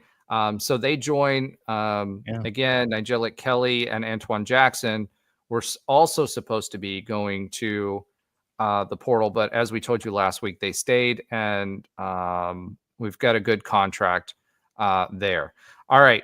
One more piece of news before we move into hoops. RJ Harvey named third team AP All-American, UCF's first AP All-American since 2014 with Jacoby Glenn. Free shoes. The man with the most Jordans in the NFL, Jacoby Glenn. let's talk about what that actually means and whether we agree with the third team. So third team, each level actually has 2 players on each one. So what that means is actually 5th or 6th place. Cam Scadaboo was rated higher than RJ Harvey. I don't get that. RJ Harvey was a better running back. Now, granted, Genty, the kid from Iowa, Genty could make a case. The kid from Iowa could make a case, but I'm sorry. I think first or second team at the very least for RJ Harvey. He obviously got hosed by how we performed this season as a team. Yeah. And actually the last 2 seasons, because he could have been a Heisman hopeful had we had a decent season the last 2 seasons. That's my take on it. I think he's a better player than a lot of those guys. Yeah, I mean, I think you're right. He deserved at least second team, but yeah, we see this in every sport for every major award, MVP of, professional leagues. It very rarely goes to teams that are 4-8, 5-7, whatever it is, that under 500. So, unfortunately, it's not always just an award that is purely about talent and production and what you did on the field. But, it is still a great honor to have an All-American for UCF. Like you just alluded to, we haven't had one in over 10 years. So to have one in a Power 4 conference is a pretty cool thing. So I think after last year, when he didn't even make an all-conference team, for this year, him to make all-conference, then be All-American, was a great step forward for him. He at least was recognized. Maybe the only area where he kind of got even more screwed was not being a finalist for the Doak Walker Award. But other than that, it's still awesome to have him, as basically, they're saying he's a top 5, top 6 running back in the country. But yeah, I agree. He should have been, I would say, at least second team. Yeah. Go ahead, I was Josh. just saying, Cam Scadaboo, look at Cam Scadaboo without him in the game versus us. Like, we looked like we should have won that game without him. So but Genty and Scadaboo, and definitely I see why not the first, but I 100% agree with that he should have been second. And it is one of those what ifs, unfortunately, and we don't always get those. But I like, just imagine RJ Harvey with a Frost offense. Well, it didn't even have to be a Frost offense with some more wins. He did enough on the field on his own to be considered the first or second best running back in the country, right? Numbers wise, second. He beat statistically many of those guys that were in front of him. So I think from my seat, I think it's a travesty. It's a political thing, and the winning teams have what they have. They have visibility. They have they're not relegated to ESPN Plus. They are going to be able to show themselves, and they have to hype up the bowl season and everything else that's associated with it. So you get what you get. Unfortunately for RJ Harvey, the team around RJ Harvey this last year's team wasn't terrible. It just didn't get it done. And they didn't get it done for RJ. They didn't get it done for UCF. They didn't get it done for Night Nation. And unfortunately, RJ Harvey suffered for it. As far as prospects are concerned, we talked about that a few weeks ago, Matt. We'll talk about it again after the combines and all that fun stuff. But right now, I would say he would be a 3rd/4th round draft pick. Not because of his capabilities, but more because that's where running backs, 2nd, 3rd round, high-end running backs go. They don't go in the 1st round very often anymore, just because the average running back only is in the league for 3.5 years. So, but the combine is going to be something that he's going to have an opportunity to show his worth. RJ Harvey, though, he's a beast.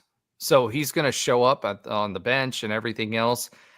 I'm not sure from a speed perspective, etc., that his combination of yards after contact are going to come through on the combine. And that's really where RJ Harvey, his ability to read what the offensive line is doing, pick the hole, adjust, his patience,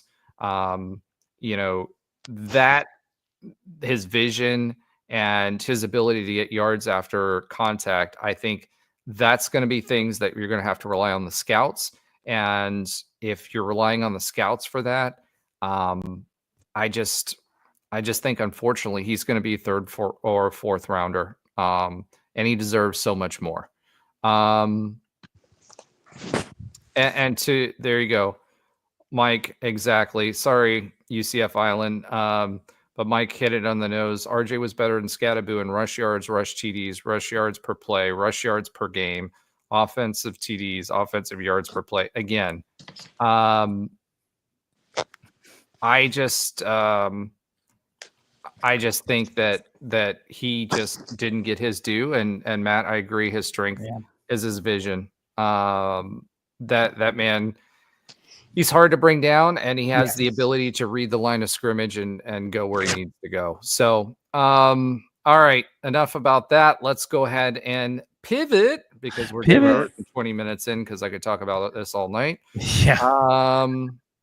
And let's talk a little UCF hoops. So UCF, finally, we beat Tulsa at something.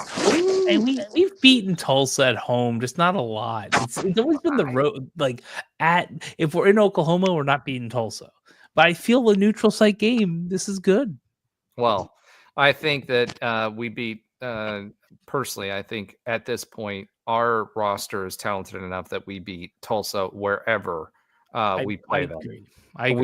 We have eclipsed Tulsa at this point. It's so sad we have to say that. Well, I mean, we should have been better than Tulsa in the AAC. We should have been better than Tulsa in Conference USA. We were better than them. They just had our number. There's a difference. Well, but that's what I'm saying. It's like, I mean, I don't know if you guys remember the Tulsa football. Well, I'm sure you guys do. I'm not sure everybody does. The whole championship game fiasco with the whistles, and it started there. That's where it started. So ridiculous. But either way, it was funny because in our text talk, I was complaining about Coleman and how he was starting yet again, and he goes off. So I think what I'm going to do is anytime that he starts, I'm going to complain about him in our text talk, because he went off with a season high 20 points. Jordan Ivy Curry, 16 points, 4 assists. TM, I love what I'm seeing. You've heard Ben talk about him. You've heard me talk about him. He's so important in what we can do defensively, especially because teams like Tulsa go off from the three every single time that we play them. And it's because we're over helping on our help defense and we're missing guys at the 3-point line.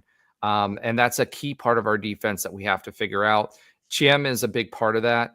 Right now, Chiem still needs help. And that's because he isn't boxing out properly. And when we over pursue on that help defense, we're allowing someone to have an extra pass. And listen, the scouting is out on that. Like that's not going anywhere. Once Chiem figures it out, it's going to be really hard because we've got some good height on the rest of the team, right? So our guards are long, our 3s and 4s, and they're able to play both. So we've got good defense. That's one bugaboo that we really have, that and the boards. And once Chiem figures that out, he's going to be better and better. This game, he had 14 points, 8 rebounds, 5 blocks. Hall had 14 points and 6 rebounds. Darius Johnson had 9 points. UCF shot 46.3% from the field. We did our traditional slow start because we go bombing trays and miss them. And the crazy thing was Jordan Ivy Curry got 8 of those points late in the game, right? Tulsa shot 42%, so about the same. We shot 36% from 3, while Tulsa shot 43%. Number 0, whoever that guy is for Tulsa, he was shooting lights out from 3. I mean, just everywhere. But UCF forced 11 turnovers and won the turnover battle. And again, assist to turnover ratio is a big indicator for wins for any basketball game. And UCF won that battle handily, right? So 17 assists for Tulsa, 19 assists. Anytime we get around 20 assists, we're going to have a good game. And as far as turnovers are concerned, all right, and free throws, that's the other thing that's different about this team. Free throws are much better under this team. Shot 75% for this game, which is going to allow you to extend games and allow you to stay in it even if you're playing from behind, which UCF up to this point has demonstrated that they can play well late in the game, with the exception of LSU. So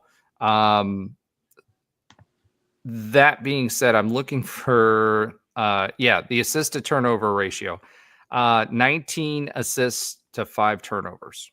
And we usually have higher turnovers than that. We hover around 7 to 10. I think our average is 8 for the season right now, which is low when you think about Johnny Dawkins' teams of the past. A lot of that is how we're attacking the basket and having multiple ways instead of just a stagnant half-court offense. And we're finally starting. We just outscored them points in the paint. Now, something to think about. Yes, Mike. Darius Johnson is playing. This is peak Darius Johnson. Yeah. In the past, Darius Johnson, he got a little frantic. He had turnovers at the end. His 3-point shot. I don't know if you guys remember from past years listening to us either last season or the year before when we were on Nightline. He changed his shot mechanics quite a bit, and it finally came through for him this year. When he first started, he shot the ball really, really, really flat. And when you shoot the ball that flat, it's going to be really hard for you to make a lot of points, especially if you're shooting over other people. Then he went to a rainbow shot, and he was shooting it through the rafters and then trying to get it in that way. And this year he got it just right. And he's hitting from all over the place. He hits the roof now in his threes. Not as bad as it was the year before. You need to go back and watch the previous game. They were definitely rainbow shots. And to Mike's point as well, Chiem is currently ahead of Falls blocks per game pace when he set the school record. So Chiem is a special player, and he's moving his game along, and his learning curve is a lot steeper than what our past players have, including Taco Fall. I think that as he learns to play within his body, he's got better endurance than what Fall had and some of the other 7-footers that we've had, including Ben Stout, who's not on the podcast tonight. But yeah, for those of you that don't know, Ben Stout is, I think, 7'1" or 7'2". So that's why we always say he's the tallest man in podcasting. But this team, as we, we'll have a preview with some other players, former players that are going to be on the show with us to preview the conference season. But this is going to be, really, really interesting. I think the biggest problem UCF has is we're not going to be able to go like some of the games that we've had and go 0 for 9 from 3-point to start the game. We're going to have to pivot and transition to driving the paint earlier than what we have done in the past, because that's really been a big part of our slow starts, is when we're picking those shots and shooting those threes. And Donnie Jones used to allow that. And so does Johnny Dawkins. Johnny Dawkins says, shoot through them. And that's not going to work when you're playing Big 12 teams. So It'll be interesting. We'll have one more game before we get into conference, but we'll have a full preseason or conference preseason, not conference preseason, conference preview for you at that point.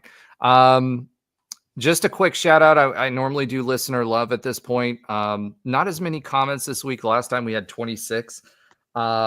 But I think we're getting most of them out on the lives, which is awesome. So I love all the comments here. Just a big shout out to all of you that are participating and are doing this with us weekly. It's a lot more fun when we get to engage with you directly. Unfortunately, these go a lot longer for you guys, but I think you guys are sticking with us, which is good. So we'll do that as long as you can. Alan, do you have an oxymoronic stat of the week for us this week?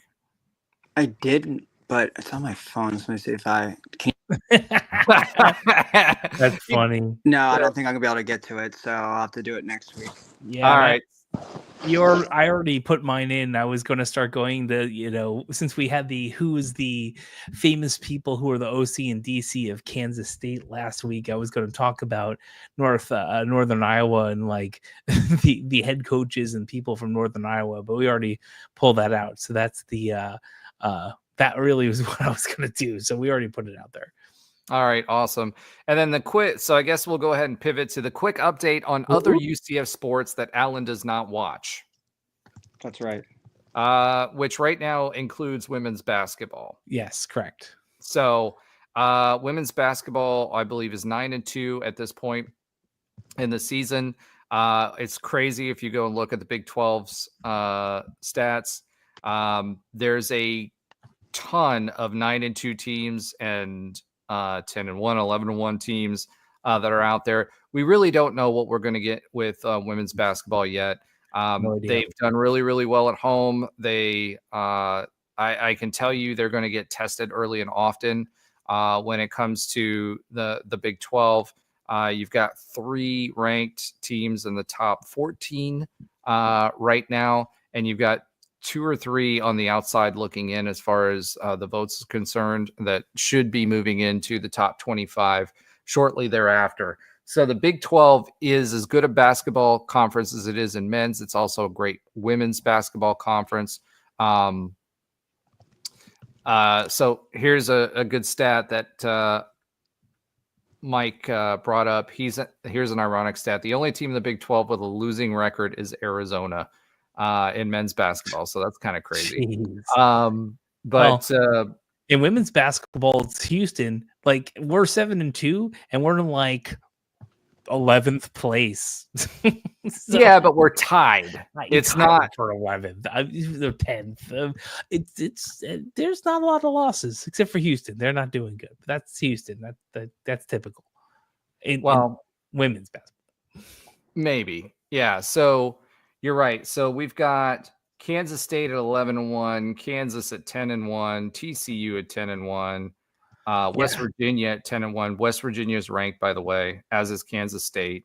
Oklahoma State 9-1, Texas Tech 10-2, Baylor 9-2, BYU 9-2, Colorado 9-2, Utah 9-2, 7-2, 7-2, 9-3, blah blah blah, and Houston is 3-7. Yeah, it's and Arizona State is 5-5, and the Wildcats are 9-4. So they're at the bottom there too. So yeah, but at the end of the day, like I said, this team has some pieces to it. We were recruited well. Satia Messer has actually recruited really well. Got some good portal players, some highly rated new kids. We actually are shooting 3 better this year than last year, and last year's point guard shot the 3 really, really well and moved on to another school. But she led the team in points, etc. And we've got better players this year, so we still have a ways to go. We've got some length on this team, but they're young and they're coming together. So it'll be interesting to see how they do in conference play. But it's going to be tough sledding in spite of the out of conference games, and the next one we have up is not really going to be much better. I will say this one other note on other UCF sports that Alan does not watch.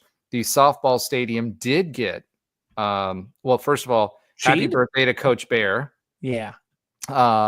So shout out to her for that.